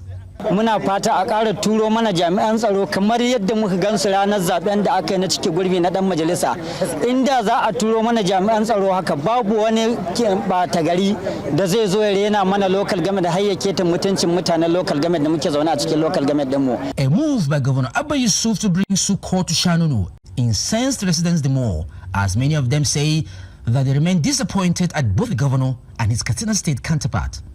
Hukumomin da suke da alhaki wajen ba da tsaro a can jihar Katsina da kuma hukumomin da suke ba da tsaro wajen ba da tsaro suke da alhaki wajen ba da tsaro a nan jihar Kano su haɗe kansu, ka gane, a samu border patrol, ka gane, a kuma tabbatar da cewa an samu tsaro mai inganci. The visit by News Central crew reveals that Shanono local government, a once peaceful and serene area, has now become a danger zone, begging for urgent attention. In Kano for News Central, Emmanuel Bagudu. Very sad situation there. This morning we did talk about the progress the Nigeria Air Force is making, especially from yesterday's report about some of the actions being taken against terrorists and insurgency in the northern region, particularly in Borno State. But here you have it. Another incident also happening there in the northern part of Nigeria. From Kaduna, they're fleeing from Kano and then going straight to Kaduna. The saddest part is the fact that picking up mothers who are nursing mothers who are breastfeeding, weaning their own babies, and leaving the babies behind and taking all. And it's another level of barbarity. Depravity and wickedness. That's crazy. Unimaginable. And to know that this is coming on the heels of the visit of the GOC 1 Division Nigerian Army just a few weeks ago, and you wonder where the troops are if there's no quick response force. But hopefully they would gather enough intelligence to rescue those poor nursing mothers and return them to their babies. It's terrible. The sort of things we hear every day in this country. Yeah. All right. Very sad. There's more to come. Let's share with you what's still to come on Breakfast Central. Still to come. We'll be bringing you breakfast headlines in a moment, which of course contains our news. We'll be also reviewing the newspaper front pages with our analysts, and we'll open the phone lines for you to join in. And right after the show, we'll switch gears as we hand over to Jasiri at 10.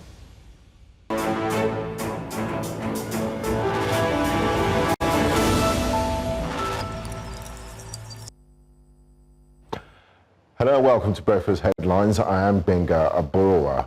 We begin with a developing story. The Economic and Financial Crimes Commission, EFCC, has declared former Bayelsa State Governor, former Minister of State for Petroleum Resources, Timipre Sylva, wanted. The notice posted on its X handle on Monday, the anti-graft agency says Sylva is wanted in connection with an alleged case of conspiracy and dishonest conversion of $14.8 million. According to the EFCC, the funds were part of monies invested by the Nigerian Content Development and Monitoring Board into Atlantic International Refinery and Petrochemical Limited for the construction of a refinery. The notice, which described the 61-year-old ex-minister as a native of Brass local government area, Bayelsa State, followed a warrant of arrest issued by the Federal High Court in Lagos on November the 6th, 2025. The EFCC has urged anyone with information on Sylvia's whereabouts to contact its offices nationwide or the nearest police station.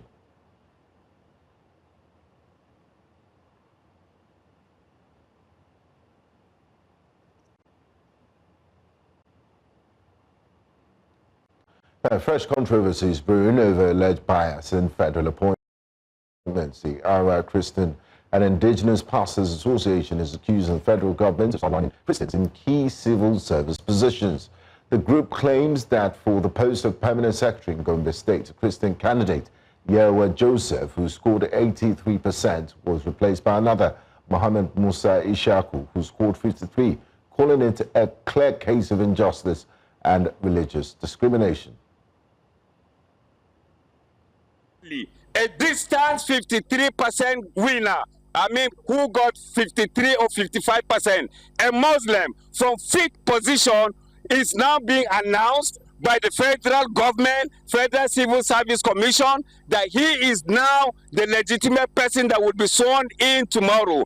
We said no to this marginalization. I call on all the media, international organizations, to take away shame, to take away the greed of the stomach for today, and let us unite and pull down bad leadership and restore Nigeria, because we believe the greatness of Nigeria will begin and begins from the gates of the north. If the government, the head of service, and the president himself refuse to change this, how long are we going to be using people that does not merit a position to put them there? Are we in animal farms where some animals are more equal than others? We are not. We need a better Nigeria.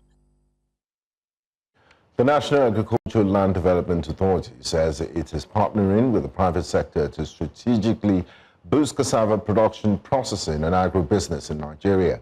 This was during a press briefing in Abuja, where NALDA and Agbe Yewa Farms agreed on a partnership, saying that it aligns with President Bola Ahmed Tinubu's renewed hope agenda aimed at creating jobs, reducing poverty and strengthening Nigeria's role in the global cassava market. NALDA adds that this will mark a new chapter for cassava production in Nigeria, with a focus on large-scale farming, modern techniques and community development.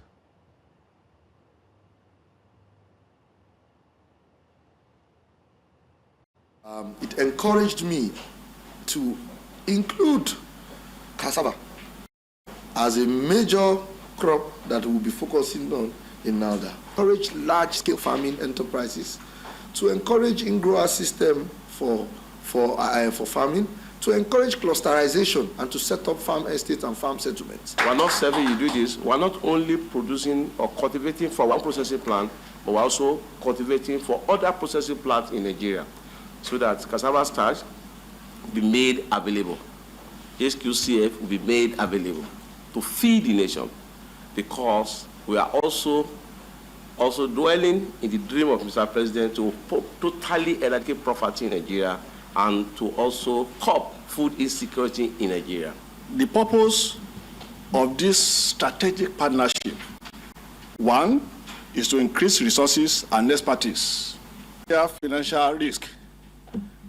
For their own experience, our own experience, we're able to manage any possible risk, improve decision-making, and enhance transparency and credibilities.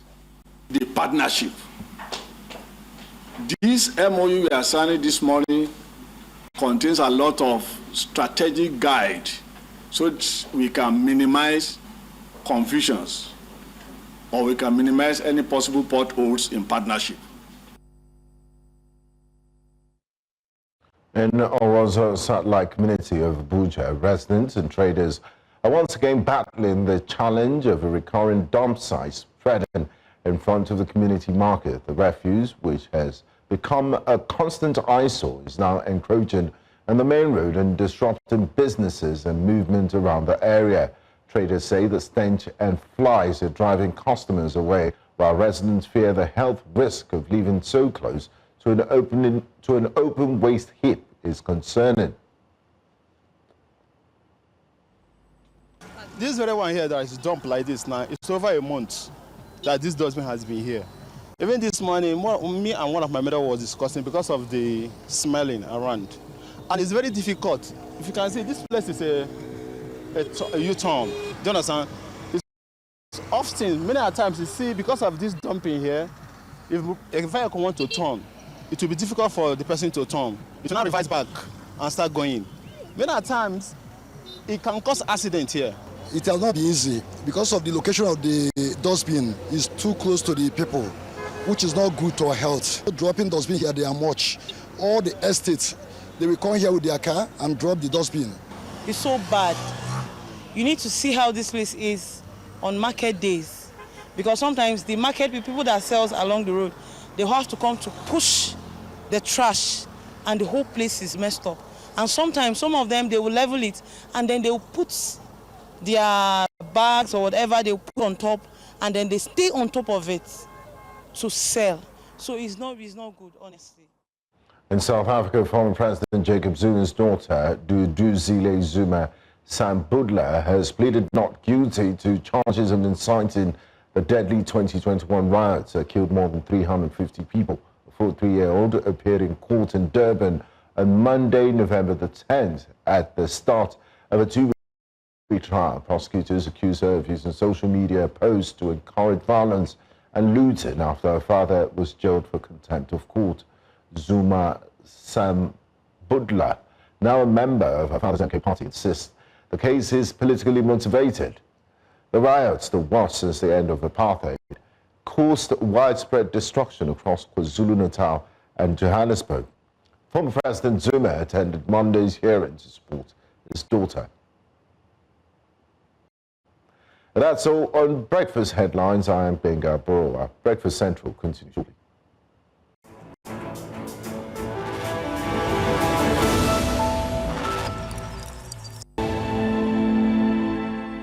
Welcome back. The press is not an enemy of the people. It is the people's watchdog. This year alone, independent monitoring shows a worrying spike in attacks, arrest and harassment of reporters across the country. Between January and October 2025, there were 69 verified incidents against journalists, with state actors, including police officers, responsible for the bulk of the abuses.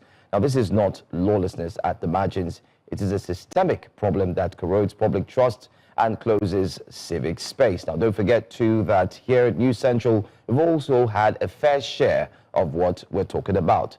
But joining us to x-ray this development as we discuss the importance of a free press to the society is the Executive Director, Journalists for Human Rights. We do have Bill Killen, who joins us here in the studio, and Director of African Programs, Journalists for Human Rights, Mustafa Dumbuya, joins us as well. We do have both guests here in the studio. Welcome. Good morning. Welcome. Good morning. Thanks for having us. Great. We're talking journalists. Well, the rights of journalists in Africa in 2025, particularly the various limiting hurdles preventing journalists like us from doing our jobs due to intimidation has been a recurring issue, and also press freedom has been under attack across the continent. Having both of you gentlemen here, let's start off first by asking, how can such be solved when the state or state actors commit these atrocities against the journalists. So let me start off first with you, Mustafa. Thank you so much, and once more, thanks for having us. The erosion of press freedom is definitely interlinked with erosions in democratic practices generally across the world. And there are statistics showing that in recent times, just 6 people percent actually live in what is considered as a full democracy. So what that tells you is that a lot of countries that claim or project to be democratic states are really not at this moment anymore, if you want to go by the values that defines the way the states are run. And the press itself, you know, and I gave that kind of introduction because the press operates better in a democratic states. You know, it provides an accountability mechanism and structure, holding power to account, speaking truth to power. And sadly, across the world, and in Africa specifically, leaders are growing more and more autocratic, and meaning they don't want to be questioned, they don't want to be challenged. And who are you going to crack down on? And who asks these difficult questions often are journalists. And sadly, this is why journalists are becoming a much more a target. And you could see from Tanzania to Kenya to Nigeria and Cameroon, where we recently had elections, journalists are constantly being targeted, harassed, and intimidated for doing their jobs. You know, it's making the space, you know, who suffers? The public. Because when journalists are not able to do their work, the public is deprived of information. The public is deprived of information that will help them make informed choices about their day-to-day life. You mentioned 6.6% being the percentage of countries that are practicing actual democracy, because in countries where actual democracy thrives, we then see the press able to do the job better. I'll come to Bill and ask, you know, to give an example of some of these countries, but also when we talk about abusing the rights of journalists, what does that picture look like? So I think that's a great question, and I'd like to start by saying that, you know, this isn't a problem that's unique to Africa or African countries. This is a global problem. We're seeing the erosion of media freedoms across the world. In fact, the Reporters Without Borders, they do an annual index on media freedoms around the world. And the most recent was the most grim that they've ever had in the history of doing the index. Over 75% of the world's population live in countries where media freedom is either dangerous or incredibly challenging. And that is a global issue. And it is not just things like what we think about often when we think about crackdown on freedom of press, attacking journalists, jailing journalists, but it's also increased polarization of media, a lack of information getting out to the population, and also competing with social media platforms or other technological advances that maybe don't have the strong ethics of a traditional journalism outlet. Maybe there's no fact checking. So the challenge is real, and to get to your point, the point of your question, we at Journalists for Human Rights really believe that there is a strong line connecting the state of democracy globally and the state of media freedoms globally. Yeah. You see, if press freedoms is going down, you know, it's not good for the state of democracies worldwide as well. So staying with you, Bill, what are the dangers? Because people might not see it clearly, though, the dangers of having press freedom stifled, and a country where press freedoms, the media is not allowed to thrive. What are the inherent dangers for citizens of that country?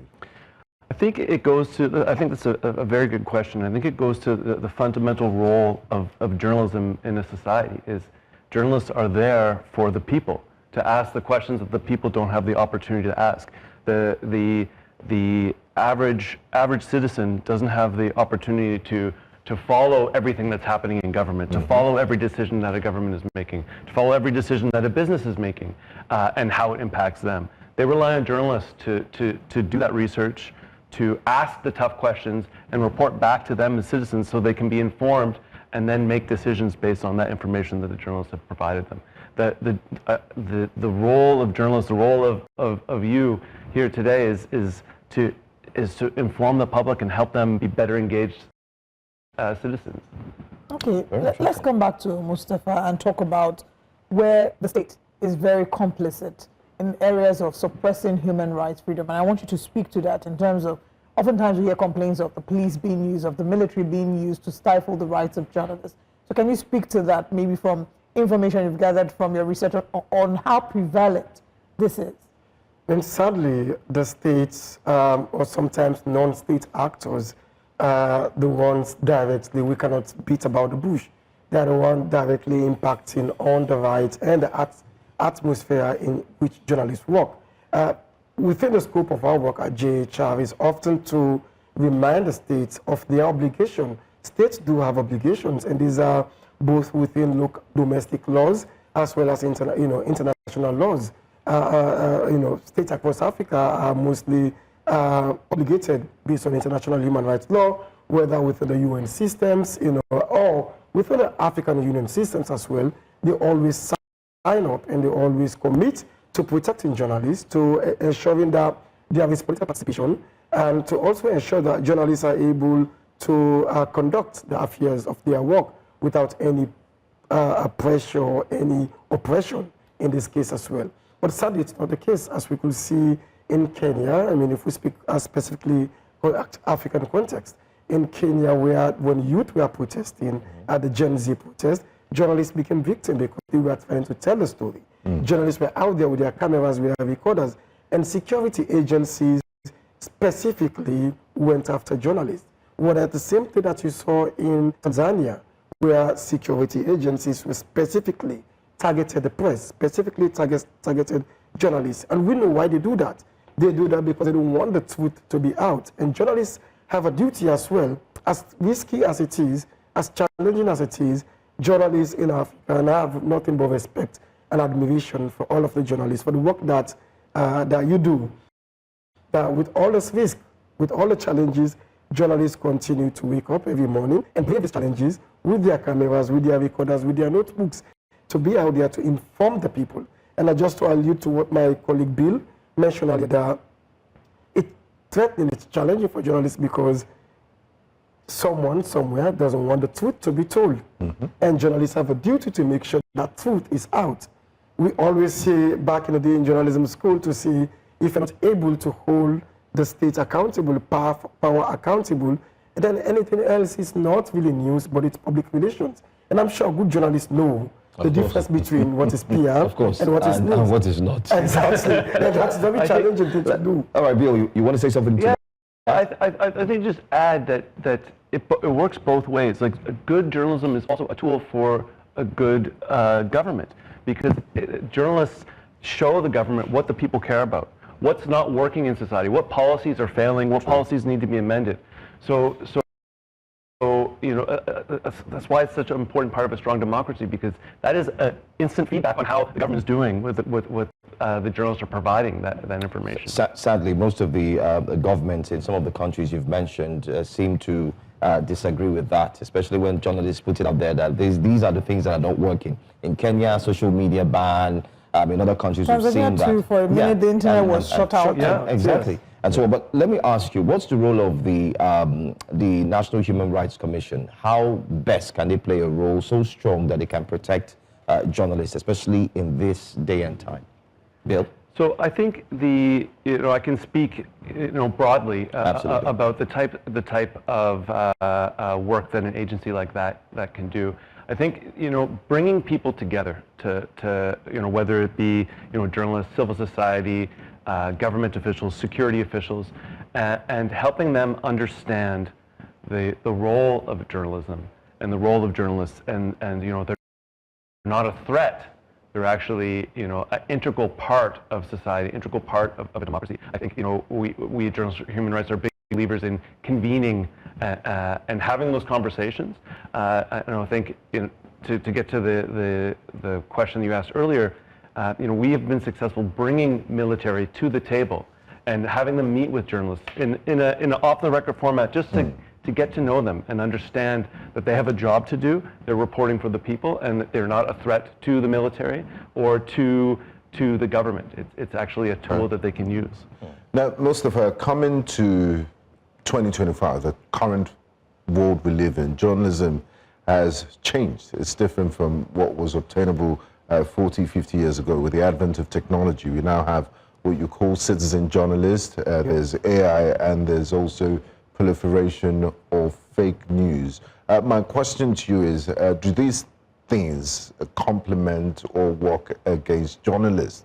Because you have a citizen journalist, for example, you just pick up a camera, the proliferation of technology, and anybody goes out there without going to journalism school and knowing the ethics of the profession. But you wouldn't also allow a citizen pilot, for example, to fly. You won't get on a plane that is being piloted by citizen pilots. So looking at technology and AI tools, citizen journalists, fake news, does this technology work for or against the 21st century journalist, the modern day journalist? Yes. I mean, in an ideal world, I will respond to your question with a yes and no.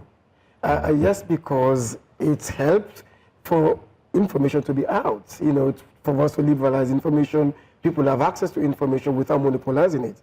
I mean, I say monopolize it because we had a time in the past when we only had we had a time in the past. Government information service, Government information services, right?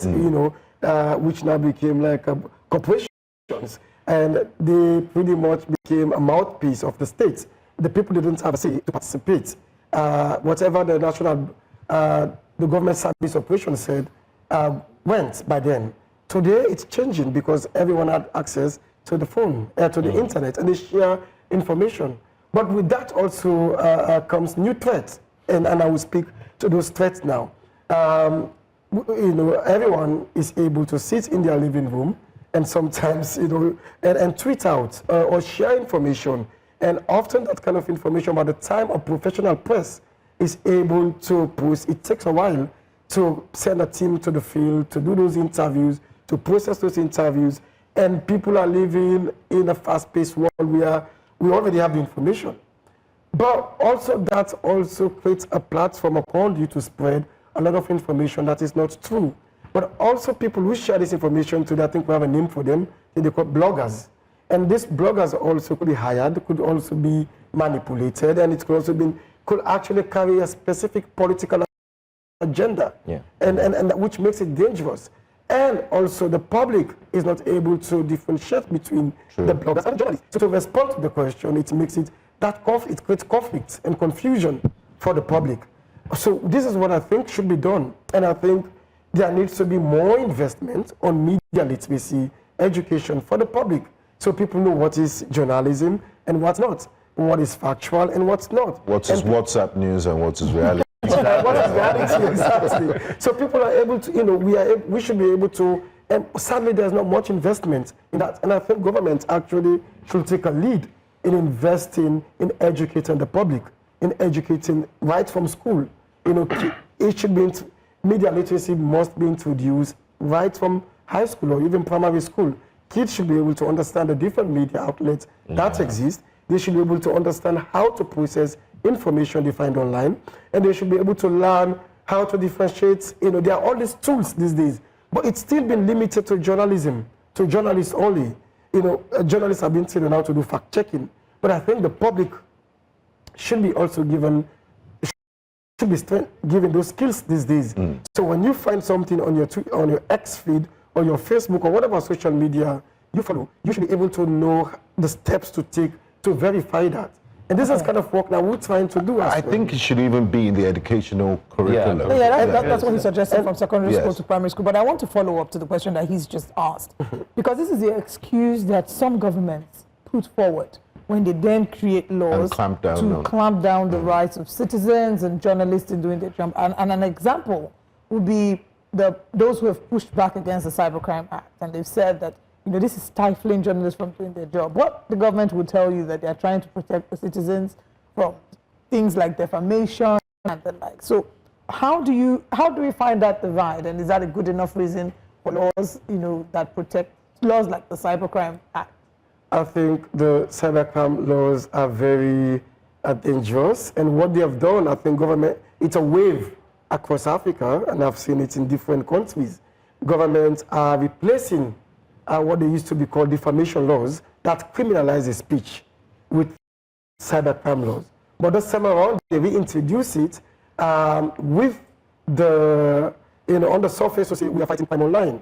We're trying to end child pornography, we're trying to track criminals who conduct crimes online. But underneath that, you always find clauses in the cyber, and it's a pattern across. You should take up and read all the new cybercrime laws across the continent. Across continents, yeah, all of them have clauses, and there are specific clauses that actually criminalizes speech.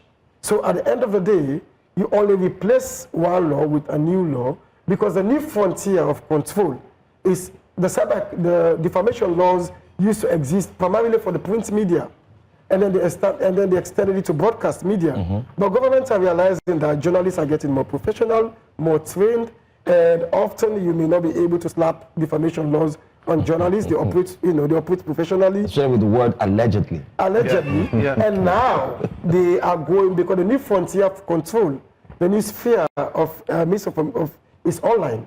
So basically, the cybercrime laws have been created, most of them, to stifle free speech. I want Bill to speak to that as well, because we've spoken about it from the African context. Is that a global challenge? Yeah, I think that I was just going to weigh in and say, we can look at examples of countries where these laws have been put in place in the past and what has happened since.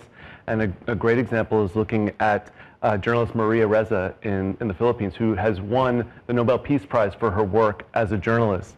And while she was working under Duterte, he was using these cyber laws to try to silence her and her media outlet Rappler. So I think that is an example of the slippery slope that you can get into as you start to enact laws like this. Now, staying with you, Bill, governments around the world have often used national security and disinformation laws to justify or harass journalists. What's the thin line between... Sorry about that. Sorry. They're trying to stifle your voice. Yes. How do we separate national security and true journalism? I think that's a very good question, and unfortunately, I don't think there's very many easy answers. I think the prevalence, as we talked earlier about the technology advances of platforms like Facebook, like WhatsApp, as those get bigger, the spread of disinformation is going to increase. And we see that in countries all around the world. In Canada, where I come from, it's an issue. We also have projects in Europe working with Belarusian journalists, and they're dealing with it. There is no easy fix, which is why I'm also very skeptical of these laws, because anyone who presents an easy fix to a problem that we're dealing with all over the world, you have to meet with some sort of skepticism. Yeah.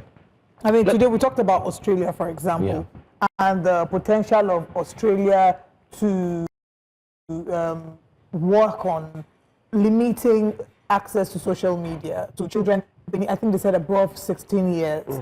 And the pushback that we get when we see posts like that is people saying they're trying to steal our data, they're trying to suppress us first. They start with children, then they go to the adults, and this is a way to ensure that there's no anonymity digitally. Do you agree with such arguments, Bill? I think it's a fascinating debate and one worth having, because I think we need to recognize that this is still new technology, and we don't have all the answers. There's still more study required, and still more information that we need to gather. But I think we also need to be aware that many children who are using these technologies aren't fully aware of the ramifications that can haunt them for the rest of their lives as they engage on these platforms, and also the predators that are there looking for children. So I think it's a debate worth having, and one that more countries should be examining. All right, let's look at another aspect of it, the aspect of journalists being attacked. What could this mean in the near future if we have more journalists going through processes of being attacked, repressed, and so on and so forth? Mustafa, let me come to you. Is there any risk in the near future, especially in areas that are bedeviled with insecurity, or there's some form of upheavals here and there? You did mention Kenya. We've also seen Tanzania. We've seen Cameroon and the likes. There is an apparent risk if journalists continue to get attacked. And the first thing that comes to mind will be there will be less and less credible information shared out, because the more challenging, the difficult it becomes for journalists to go out in the field to report the news, to tell the stories. You will leave that space, you will leave a vacuum. And when you leave a vacuum, often nature doesn't allow a vacuum, and other people are going to go into that space. This is why you've seen the rise of social media, of citizen journalists, because someone needs to share that information anyways. And so, but when it's being shared by people who don't have the training, who don't have the skills, who are not bound by any ethics or any professional values, then yes, you stand the risk of flooding the information space with misinformation, with misleading information. And sadly, in some parts of the world, misinformation or disinformation in particular could be a matter of life and death. I have been in countries where people share misinformation, disinformation that the president of that country was dead, and that immediately created a reaction or panic across the country. You know, so again, journalists are useful.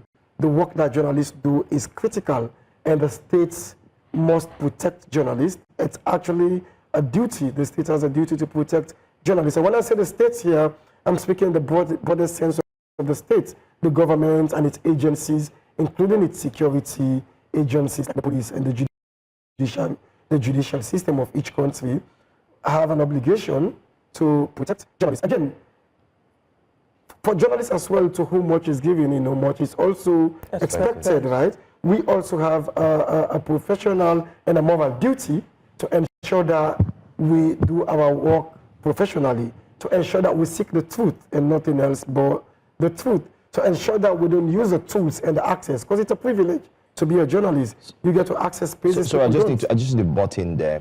You've highlighted a very key problem in the media, and I also like Bill to chime in on this one. Because most journalists have the tools, we're also starting to see, I mean, we just need to also be honest amongst ourselves that some journalists are starting to betray the profession, in the sense that we did see what happened in the BBC, and 2 people had to resign, where you could doctor some true reality videos or footage.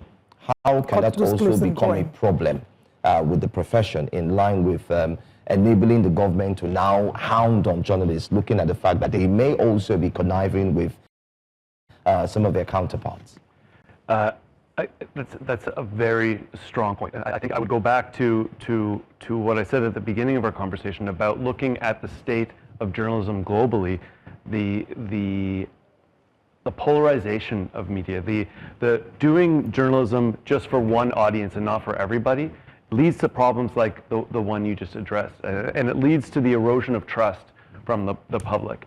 I think and part of that has been the competition of all the different platforms that are out there, and the pressure that's put on journalists to tell stories to maximize the audiences. But we need to get back to those ethics and building that trust, because you'll see as the trust for journalism goes down, the state of journalism goes down, and the state of democracy goes down. Are there countries that have gotten it right and that have maybe put measures that we can learn from and say, if this country is doing this, we can implement this? I think it's just looking at the current state. There's only a few countries that get top marks. I think it's only about 4 countries in the world that are getting top marks from the RSF World Press Freedom Index. So I think that what that means is there's a lot of work to do, and the challenges are only going to get more difficult.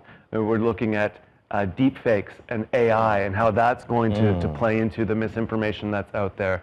So I think just as soon as we understand how to deal with one problem, there's another problem on the horizon. So it's going to take a lot of work and hopefully sharing ideas, sharing successes amongst journalists internationally could help. Talking about sharing ideas and sharing successes, I mean, no country is an island and no profession is an island. We collaborate and mix around. Are there effective global mechanism or alliances available for journalists to do peer reviews and also share ideas beyond Journalists Without Borders?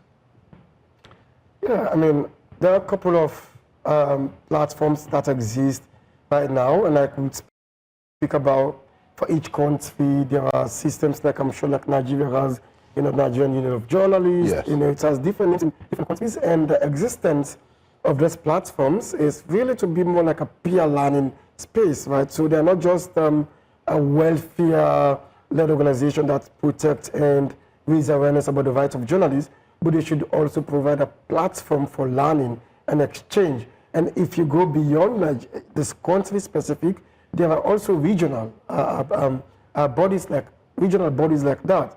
So now, I mean, from where we are at JHL, because we have a presence across the world, and in Sub-Saharan Africa, in Northern Africa, as well as Europe and North America, we also try to kind of like often bring the different people we work with across the globe in spaces where they could share, they could learn from each other best practices. So there are different, there are different. So your membership is open to journalists, your organization?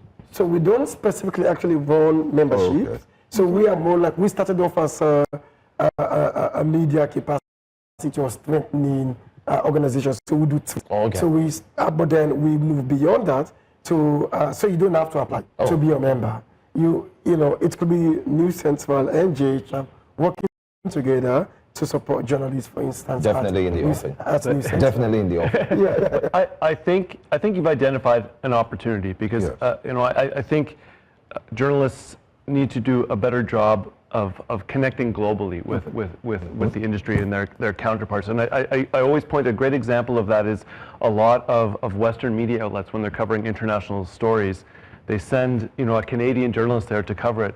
But we know that there's journalists in that country that are qualified to cover it. So why not build those bridges? And I go back that the challenges that journalists face are not unique to country. They are global issues, and the more we can work together to address them, the better off we'll be. I mean, my final question would be, I like what Journalists for Human Rights is doing in terms of educating and creating forum for journalists around the world to speak and learn best practices from each other. Are there also opportunities to speak up when certain journalists have been wrongfully detained or their rights have been stripped off them? You have opportunities to fight and speak for journalists as well, like in particular cases.